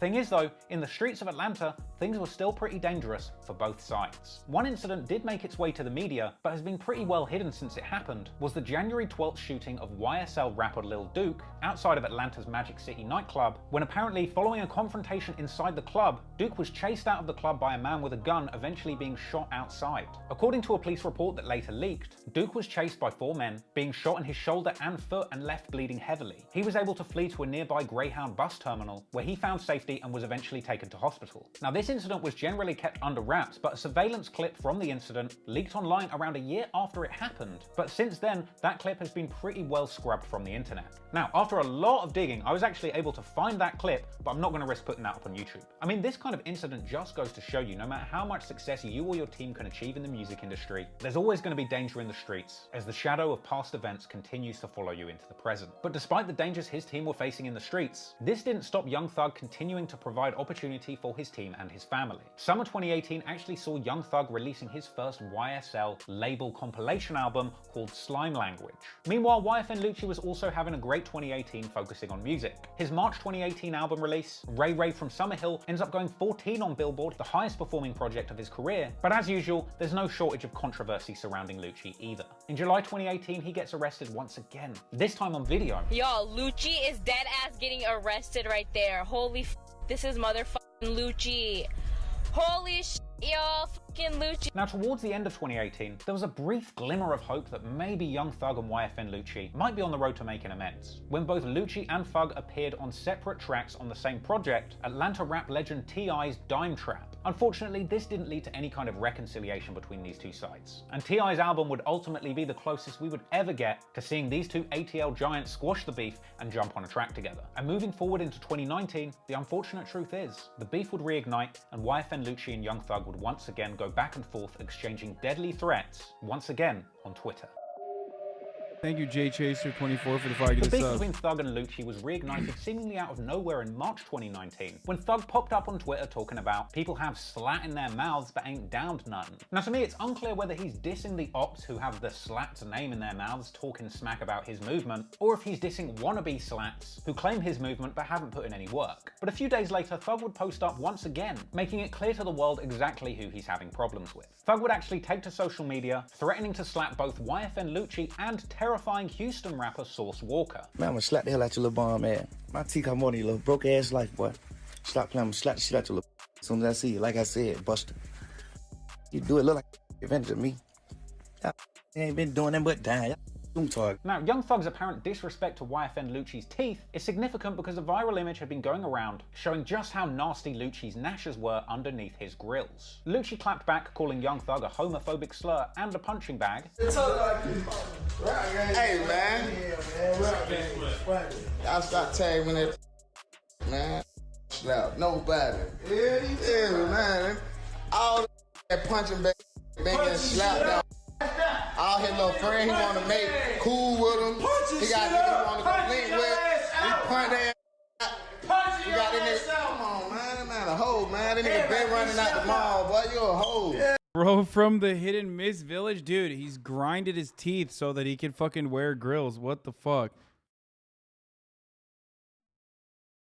Yeah, punching bag. You don't never put Instagram drop that shit, do it. Yeah.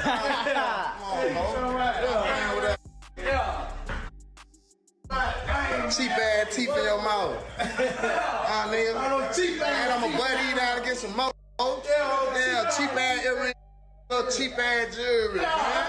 Source Walker also jumped in. I don't understand why Lucci keeps disrespecting Young Thug by saying he's like cheap or saying he's poor when like Young Thug is demonstrably more successful and wealthier than he is.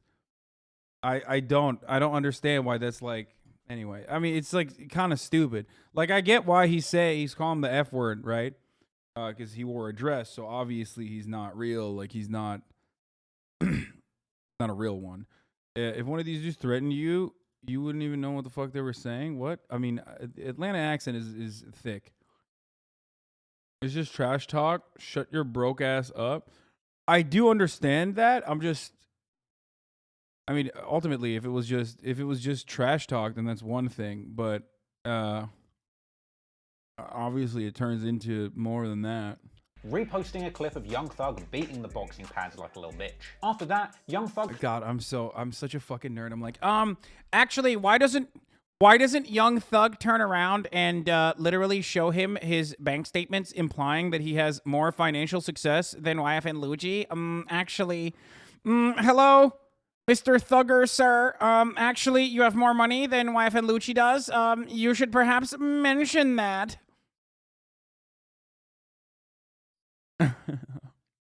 Confirmed that he would be slapping Lucci on sight next time he sees him, as well as saying that his teeth cost more than Lucci's life. Man, of course I'm gonna slap the fuck out Lucci and I'm gonna slap the fuck out Sauce.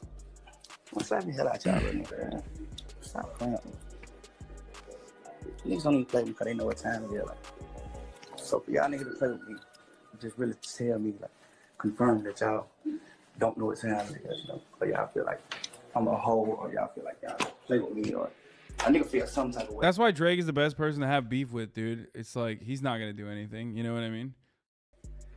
Just you feel a weird way about me. Like, a nigga may feel something like, slam a bitch, or I don't care, bro. I won't walk. Wait, what? Drake hired the guy to kill XXXTentacion? Wait, is that actually like, is that...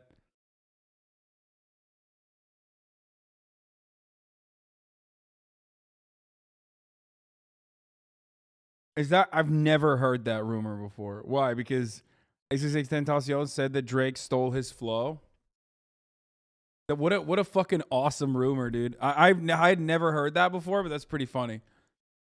It's a hip hop conspiracy theory. I love that. So, you know, you're gonna get that. In response to this, Lucci would make a post showing off his immaculate diamond teeth, as well as atting Young Thug's fiancée Jerica, along with an extra disrespectful caption saying, "Your husband ain't nothing." But thankfully, Lucci himself would eventually cool off, posting to IG that he got... Okay, all I'm gonna say is, I think Lucci is the one who's like a big instigator in a lot of these instances. It does seem like, for the most part, Young Thug just wants to keep making like experimental music, emerging genres, like be out there with whether it be his fashion or style. And Lucci is like constantly turning around and attacking him for all of these instances, like for all of the times when Young Thug is like out there, okay?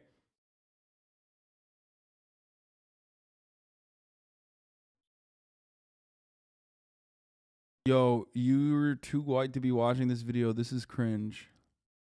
Carried away with his earlier posts. But the social media war of words was far from over, because a month later, Young Thug would clown Lucci on social media, reposting a clip of a stripper calling out Lucci for being cheap. Po bitch.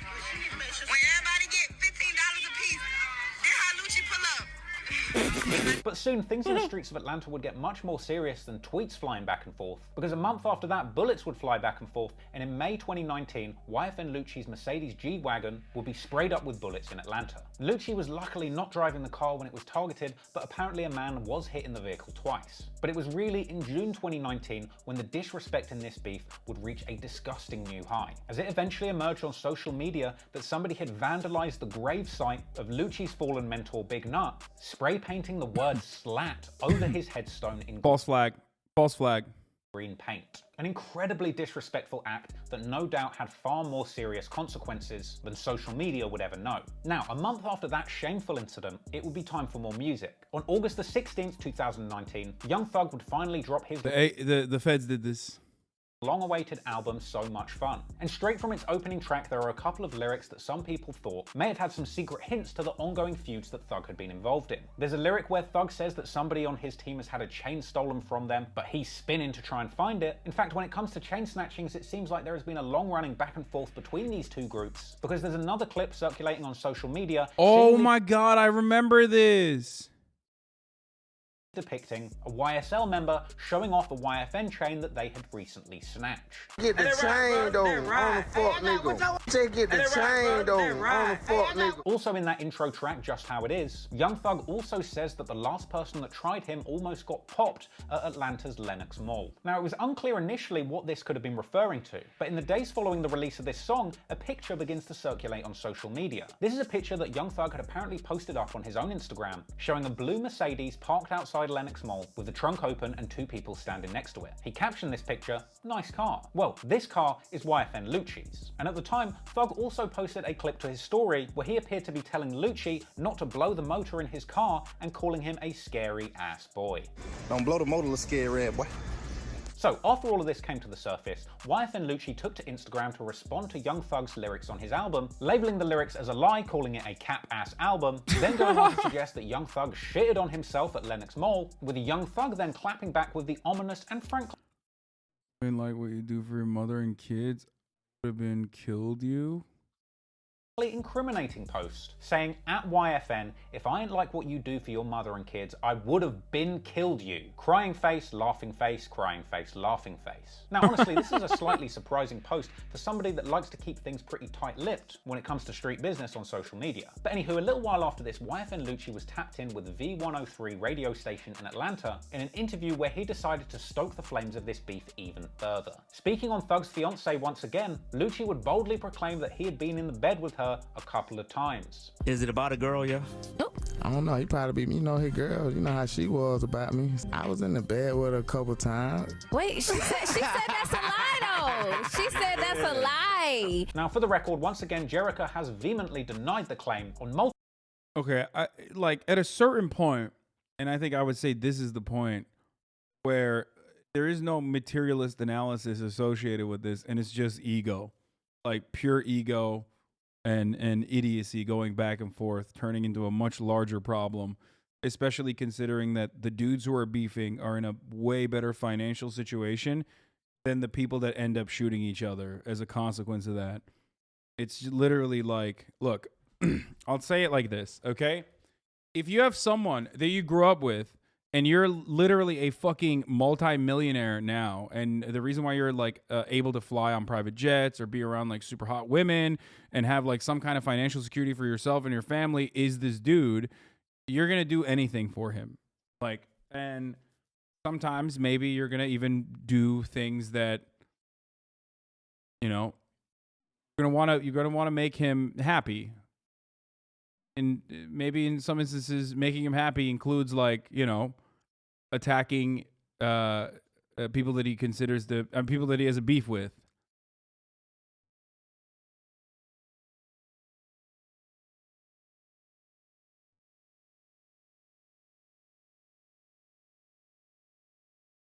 Anyway. Multiple platforms saying that she has never hooked up with Lucci. She's also denied it in video. But none of that's really important because we all know that YFN Lucci is really just trying to say whatever he can to get under Young Thug's skin. And you could argue that he was successful because only a day after that interview comes out, we see Thug being interviewed on Big Boy's show where he's talking a whole lot of gangster shit. He says that when he kills someone, he hopes that they forgive him, like someone that kills people. You mean it sound like his homies are giving him top? No, dude, what the fuck? I'm talking about shooting someone that is talking shit or shooting up their house or shooting up their car.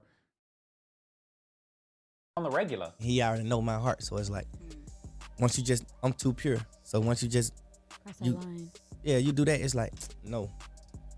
I forgive. I always forgive. If I kill a person, I pray to God that he forgive me. However, when Thug is asked about YFN Lucci, he says that things aren't serious. Sometimes I just like to have fun. It's no hard feelings. I hope he get richer than me.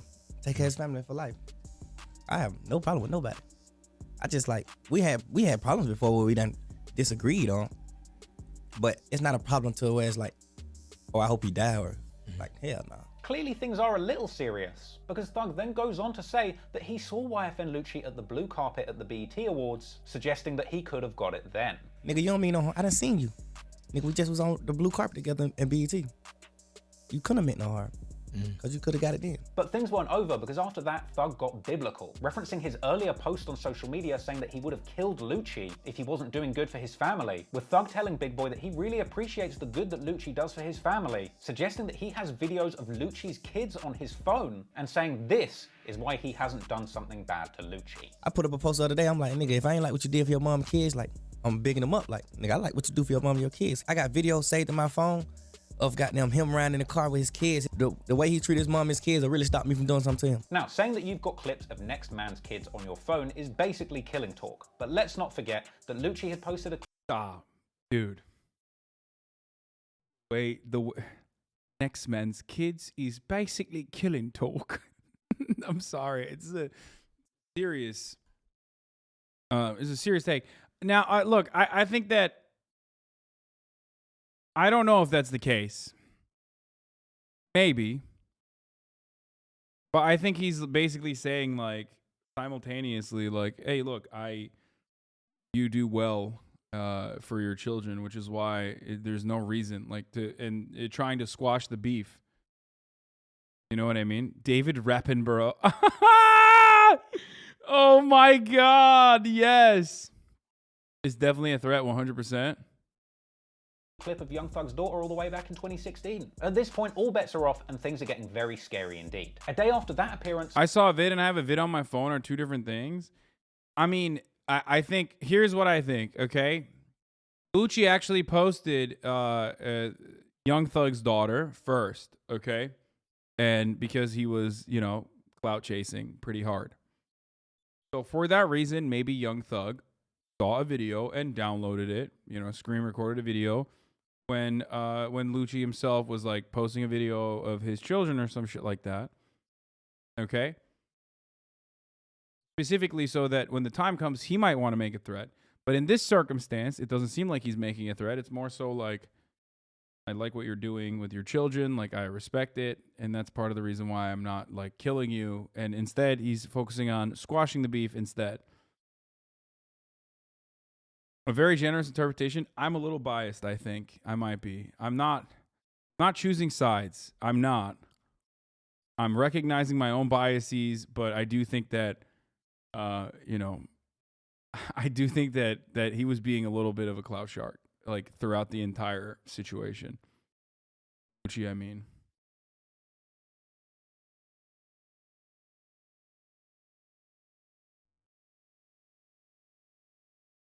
White dude doing commentary on black people's business for profit isn't sussy at all. I'm just showing up. Sorry. That sounds woke, scoldy, and you preface the cringe of this industrial complex, bro. I think, look, I don't know enough about Trap Lore Ross at all, but I will say this. It does seem like he is very respectable in his analysis, and he like very clearly documents this shit top to bottom without I don't know. I think like this is the closest you can get to like actual journalism about this kind of beef. Like what he's doing is you know, I don't know, pretty solid. YFN Lucci then appears on Vlad TV, where he discusses the beef with Thug, but thankfully downplays the whole thing. You and Young Thug went back and forth at one point. Nah, I don't go back and forth with nobody. I don't think Young Thug likes me either, so. Thing is, despite both sides ultimately playing it down, real street situations would continue to follow Lucci throughout 2020. In June, there was a shooting on one of his music video sets, where apparently 21 shots were fired and a 15-year-old boy was... Side with Young Thug because you also have Clout Sharks on you? Okay, well, there's a difference. I'm making a comparison to like coming in from the same neighborhood and like growing up together, and also like actually shooting one another, to like fucking YouTube essayists that want a piece.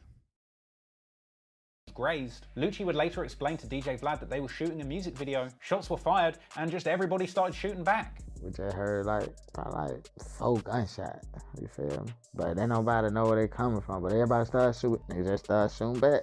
And apparently during the shootout, Lucci's own Rolls Royce was one of the casualties, with the car being shot numerous times by somebody on his team. Somebody shot my fucking Rolls Royce who was with us, man. Nigga ass on the ground, shooting on the fucking ground. Yeah, that shit cost me like $15,000 to get fit. Now, a month after this, the battle for Lennox Mall is reignited, when YSL member Yak Gotti posts a picture of him standing on the back of YFN Lucci's 650 Maybach convertible parked outside Lennox Mall. In the picture, he is flipping off Lucci, but that's not all. Yak Gotti decided to take this disrespect to commercial levels, using the photograph of him disrespecting Lucci and his Benz as the front cover for his YSL record single, In a Coupe. What the fuck? Lucci responded to this, saying that Yak Gotti had dapped him up just moments before inside Lennox Mall. The fuck you ain't say nothing in the mall? You want to shake your head and shit. You shook your head to stand on my car, bitch ass nigga. And I'm mad as hell. I just see these fuck niggas in the mall. These niggas ain't say shit, nigga dolo. I go outside, folk gotta tell me niggas standing on my car taking pictures. Now, a month after this, for a moment, it looked like YFN stood for Your First Nina, as YFN Lucci was caught on camera accidentally letting off a real rifle on the set of one. Besides race and place of birth, what's the difference between Ross and Academics? Academics has stated he is not hood, was a STEM major at Rutgers, and isn't in the trenches either. I think anyone would fucking literally look to DJ Academics' analysis on situations like this and be like, well, this man actually understands what's going on. Only white kids in Naperville would literally look to DJ Academics' analysis on any particular situation that is outside of, like, you know, his love for Drake and be like, wow, well, that guy gets it. What the fuck?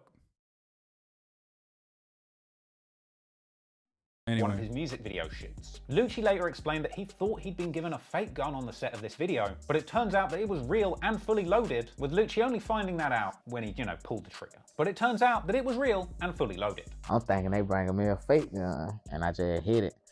I ain't think nothing was in it, but that shit just, it shot. And I said, oh, that's why you said don't cock it back.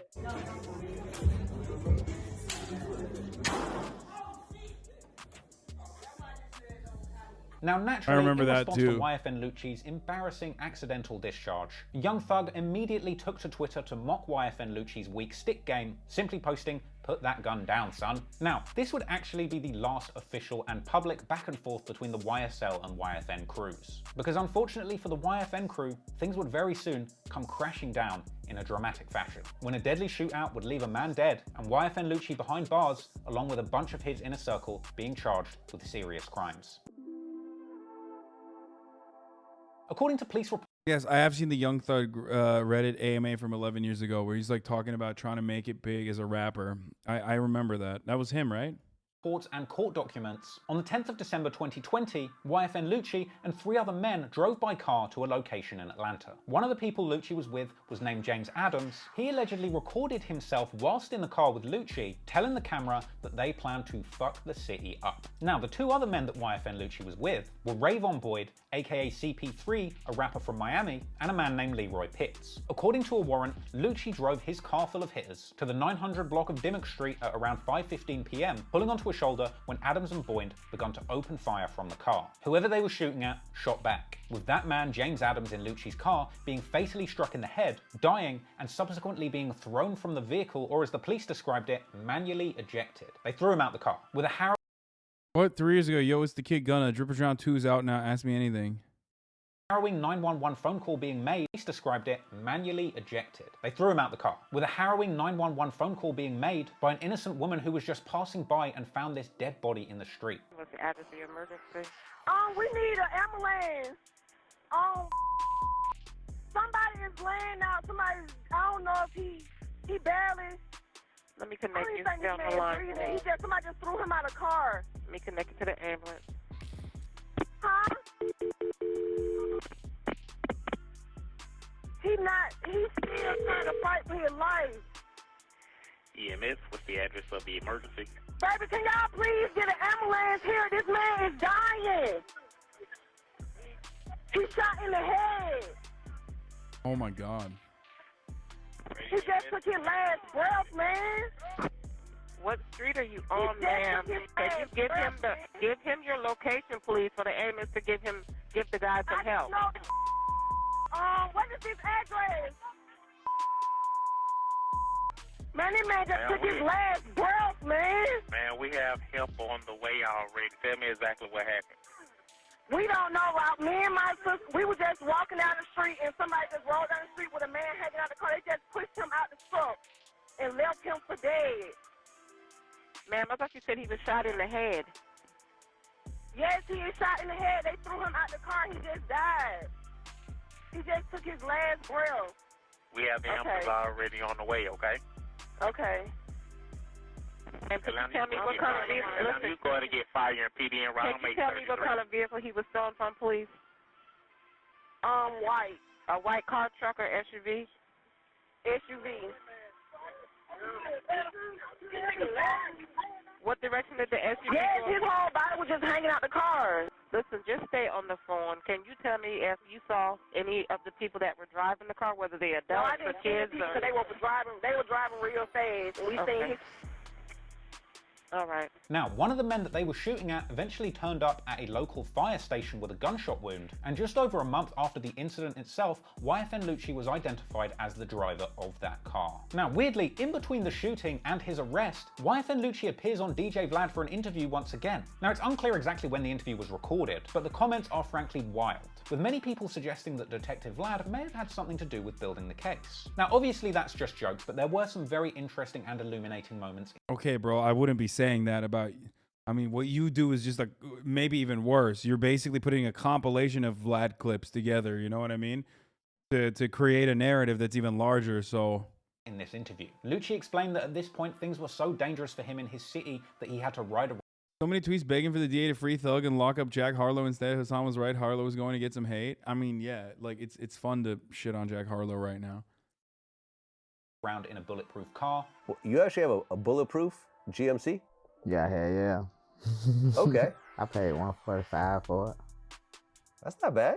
Nah, hell no, not to save your life. Lucci also commented on the feud with Thugger, saying that there was nothing to work out between them, and also saying that he never sees him in Atlanta. But could it be worked out? Y'all do some music together? We ain't nothing to work out. He in LA. I'm in the A. Shit. So you're saying he doesn't even stay in Atlanta anymore? I don't never see him. Now, Lucci would eventually turn himself into the police on the 15th of January 2021, with Young Thug reacting to the news, saying free all, because he doesn't want to see anyone in jail, op or not. And soon... See, there you go, dude. What the fuck? He obviously did not order a hit when Lucci was in prison, and the reason why he got stabbed is unrelated to Young Thug, it seems. I'm just saying. Case closed. And also Young Thug is Yeah, he's a good guy. Thug's wish would come true, as Lucci would appear in court after a few days in jail, eventually bailing out on $500,000 bond. Being seen on social media February 2021, celebrating his release after bonding out. We're home. You hear me? I had to switch the jacket inside out, man. I didn't want to come out the same way I went in.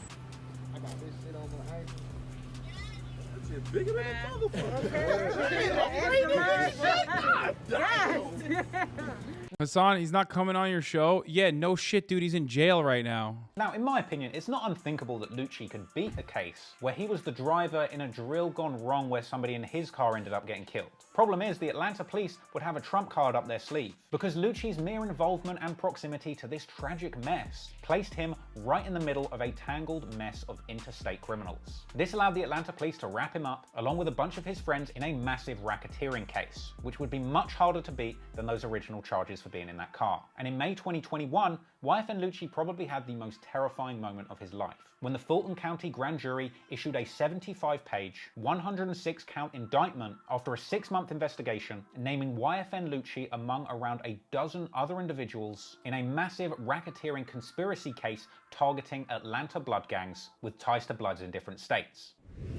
New at 6, a massive gang indictment in Fulton County charged a dozen people with a racketeering conspiracy, including a famous musical artist, YFN Lucci. Now, the indictment says that Lucci's an associate of the Bloods gang. And in this instance, YFN Lucci's music wasn't going to do him any favors, because prosecutors had directly used his songs, videos, and lyrics as proof of his Blood membership. Fulton County... This is like a super fucking common thing now, for the record. Like, they just straight up do it all the time.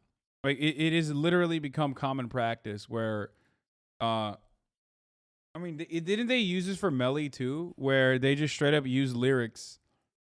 They just straight up use lyrics to be like, you're a part of a gang. You said it yourself. There you go.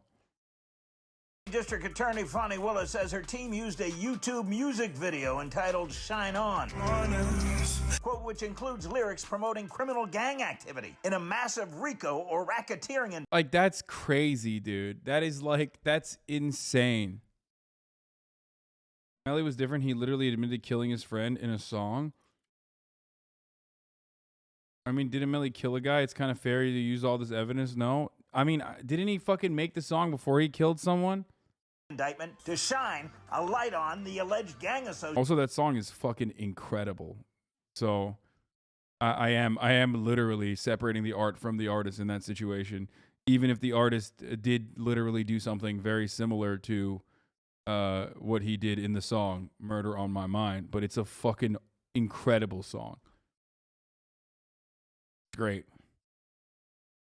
Associations of two of the performers in the video, music megastar YFN Lucci, real name Rayshawn Bennett, and Justin Ushry, aka Bloody J, two of a dozen defendants in the case, which involves a variety of crimes. Investigators also used social media posts. We pulled several off Instagram that seemed to match descriptions in the indictment to help build their gang case. And this was a serious indictment with a whole bunch of counts of racketeering related to crimes like aggravated assault, murder, unlawful gun possession. Bro, this shit is crazy. You can't fucking like, yes, on the one hand, a lot of what rappers rap about is like real life shit, okay? Because they're describing their own circumstances and their own conditions, but like where are the Republican right-wing free speech Andes over here? Like, they're quite literally taking free expression and being like, we're going to use it against you. We're going to use it against you in the most like literal way you can to just tie you back to like a lifestyle or even things that you may or may not have done.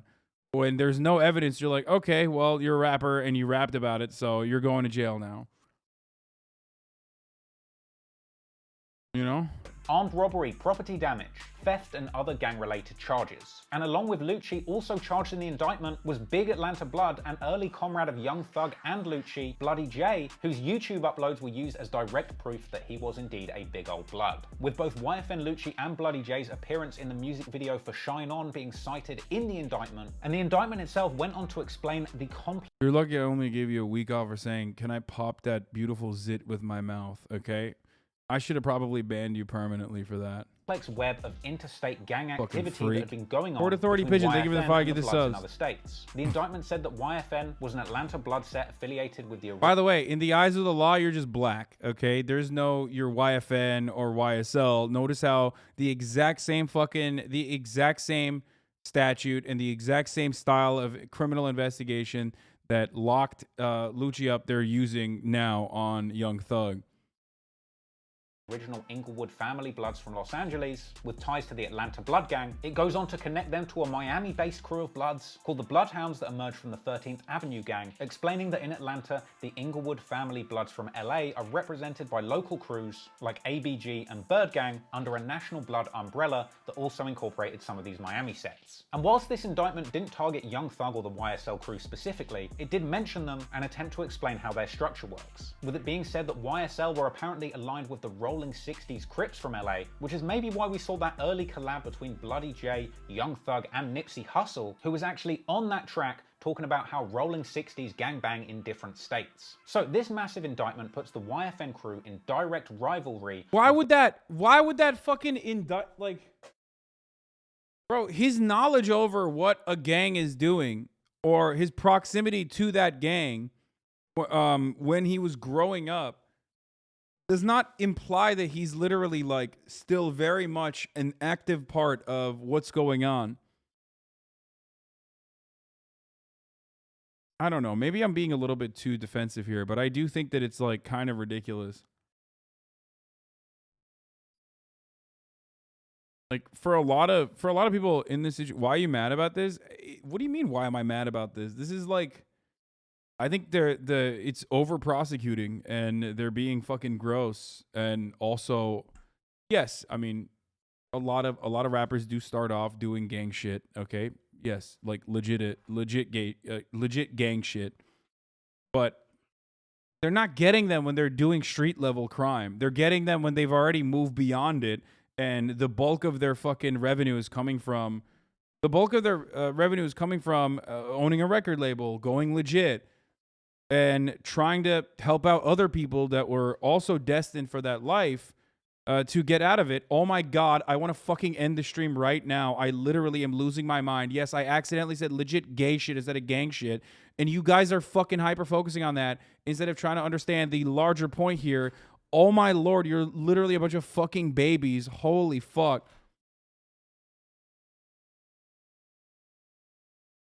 And then same chat will literally turn around and be like, dude, why are you focusing on one guy? You just got one guy, lol. Like, no, I'm not. You're all in unison fucking screaming the same shit. Yes, I said the wrong thing.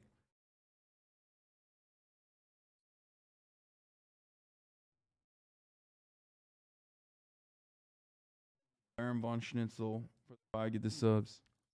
The YSL crew, even going as far as to specifically describe the YSL members as referring to themselves as slats, and suggesting that their ops refer to themselves as SK or slat killers. Numerous YFN members are named in the indictment as having been spotted on social media referring to themselves as slat killers, and unfortunately for Lucci, the feds would make a whole bunch of effort to tie his gang activity to his music career, alleging that YFN started around 2015 and was mainly centered around Lucci himself, describing YFN as a racket as part of the racketeering case, going on to say that the gang not only committed crimes to further the organization, but also accused them of using social media to advertise the strength and influence of the gang, with specific social media moments being cited, like a clip of YFN Lucci posing with a gun, along with a caption where he allegedly had said, "I'm ready to noodle me an N-word." The cops said that the YFN recording studio was actually a gang stronghold, which even ended up getting— Bro, that's insane, dude. That's like, it's low key like if you were, I don't even understand. It's like if you thought that like a person who's an actor who's like me, I have photos with guns, right? Like if I made a fucking joke, they would literally look at that like a joke post and look at that and go, okay, like he's going to do a crime. We need to put him in jail now because he's going to do a crime. Obviously, his proximity to the actual crime is a little bit different. But still.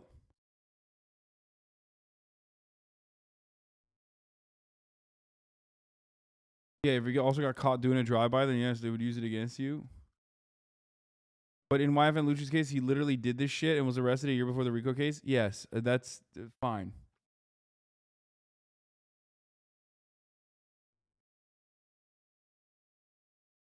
Shot up in a drive-by, and apparently after it was shot up, Lucci was caught on a jailhouse phone recording telling his homies, "We are gang and we need to move more dangerous like we're at war." The indictment went on to say that the 13th Avenue hot boys from Miami who Bro, dude,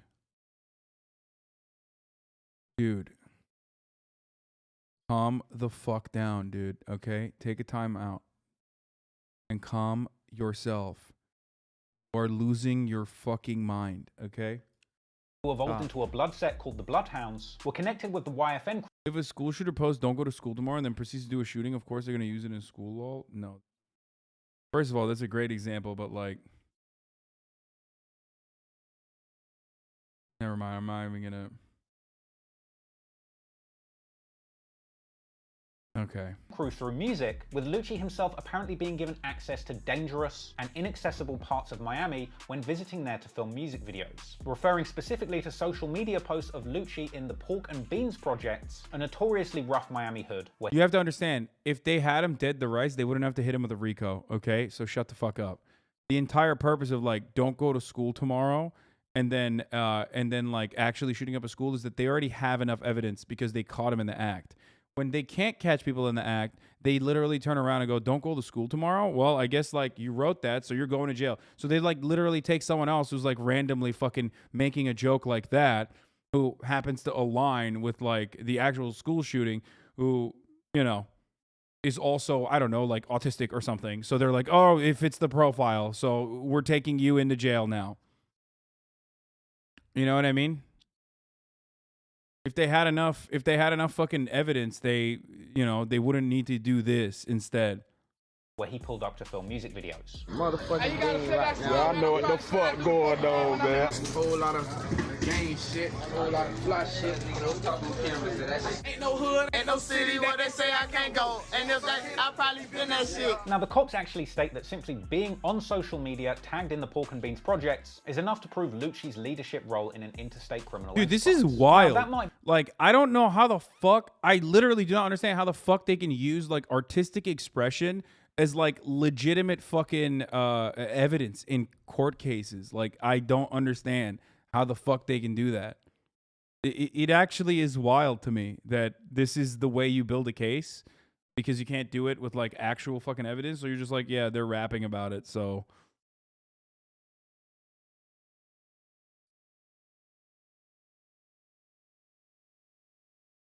might be a little bit of a stretch, but regardless, the cops say that these music collabs eventually flourished into a full-blown alliance in the streets between these two criminal blood sets. Now, this is how CP3, the rapper... Like, for the record, let me just say something, okay? Yeah, the fact that Gunna is currently fucking in jail because of him wearing a fucking YSL chain is absolutely preposterous. Like, completely unacceptable. I can't even fucking imagine how ridiculous that is, okay? Like that dude, that's just say you're arresting him because he's black and in around the proximity of other people that you also want to arrest, like at that point. That's completely fucking unacceptable. He's not in jail, but he's literally mentioned they're looking for him.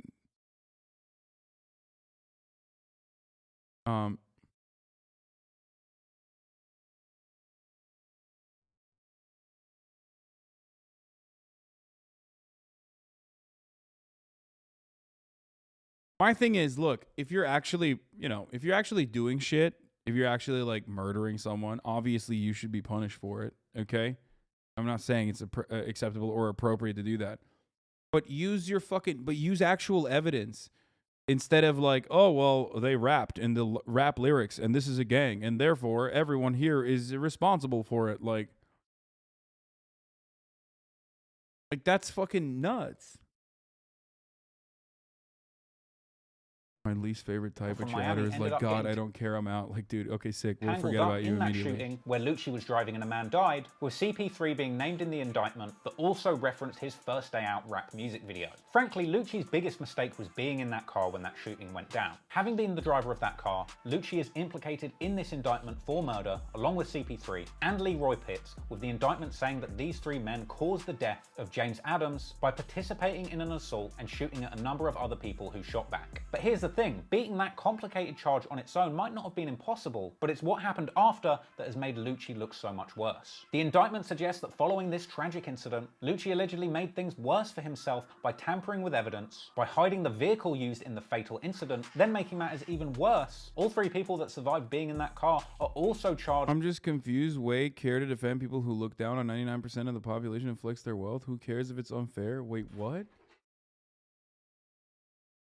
There's a lot of weirdness going on in the chat right now. Like, these dudes are like fucking 3 years out of like living in abject poverty as a consequence of being profoundly lucky and shit.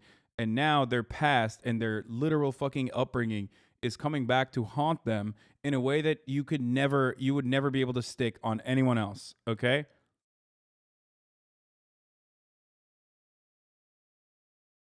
White chatters do not care about black problems. It's not. No, it's wild. It is actually wild to see where people are just straight up like, I don't care about black people.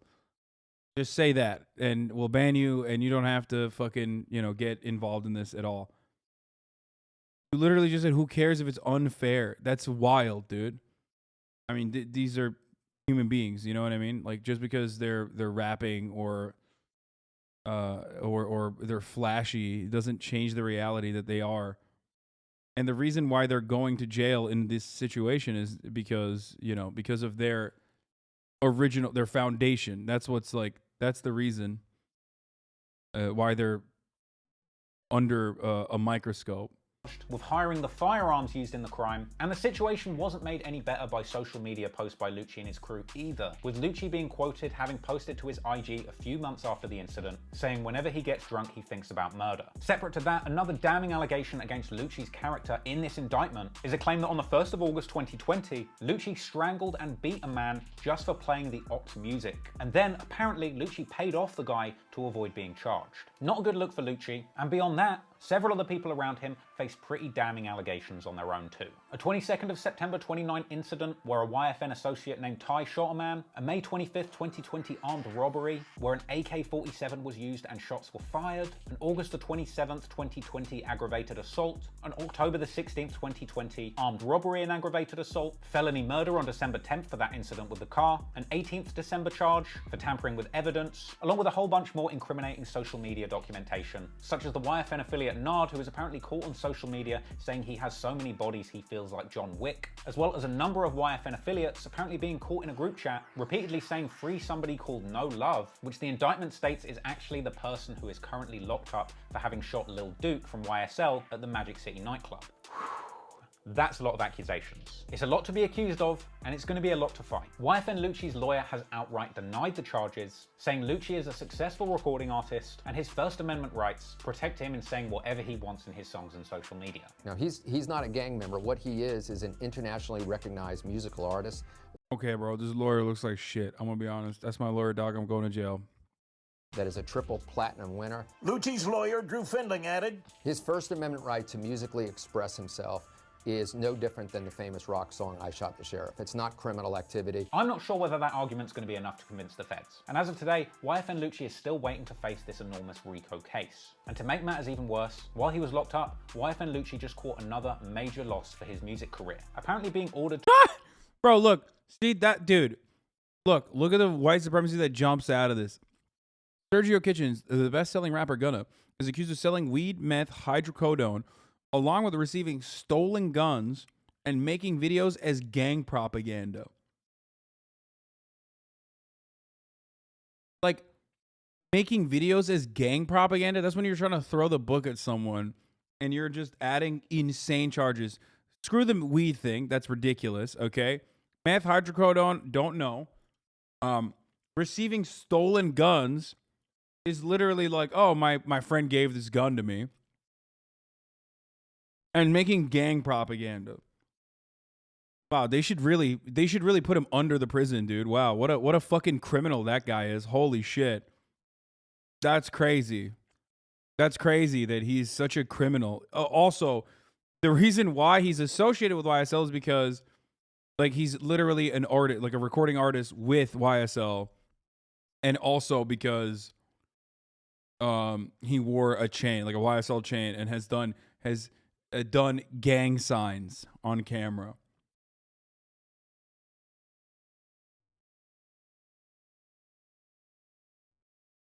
To repay $1.7 million after losing a case alleging that he had stolen the biggest hit of his career, Every Day We Lit. And that, unfortunately, is where the YFN situation is still to this day. And no matter how you look at it or what you choose to believe, I think it's safe to say that right now, things couldn't possibly get worse for YFN Lucci. Look, the whole YFN crew could beat this case and Lucci could be home again soon, ready to kickstart his rap career once again. And if there's genuinely more to the story and Lucci is completely innocent, I really do hope that we see him back on the scene doing positive things. But if there's one big message that I've gotten personally from this particular story, it's that realistically, no matter who you are, no matter how far in your career you are, you should be very careful when it comes to posting your gang affiliations or criminal activities to social media. I think it's fucking bullshit. They like, it doesn't even matter. They literally are... Hey, if you like this video, please subscribe and hit that bell so you don't miss out on any future videos.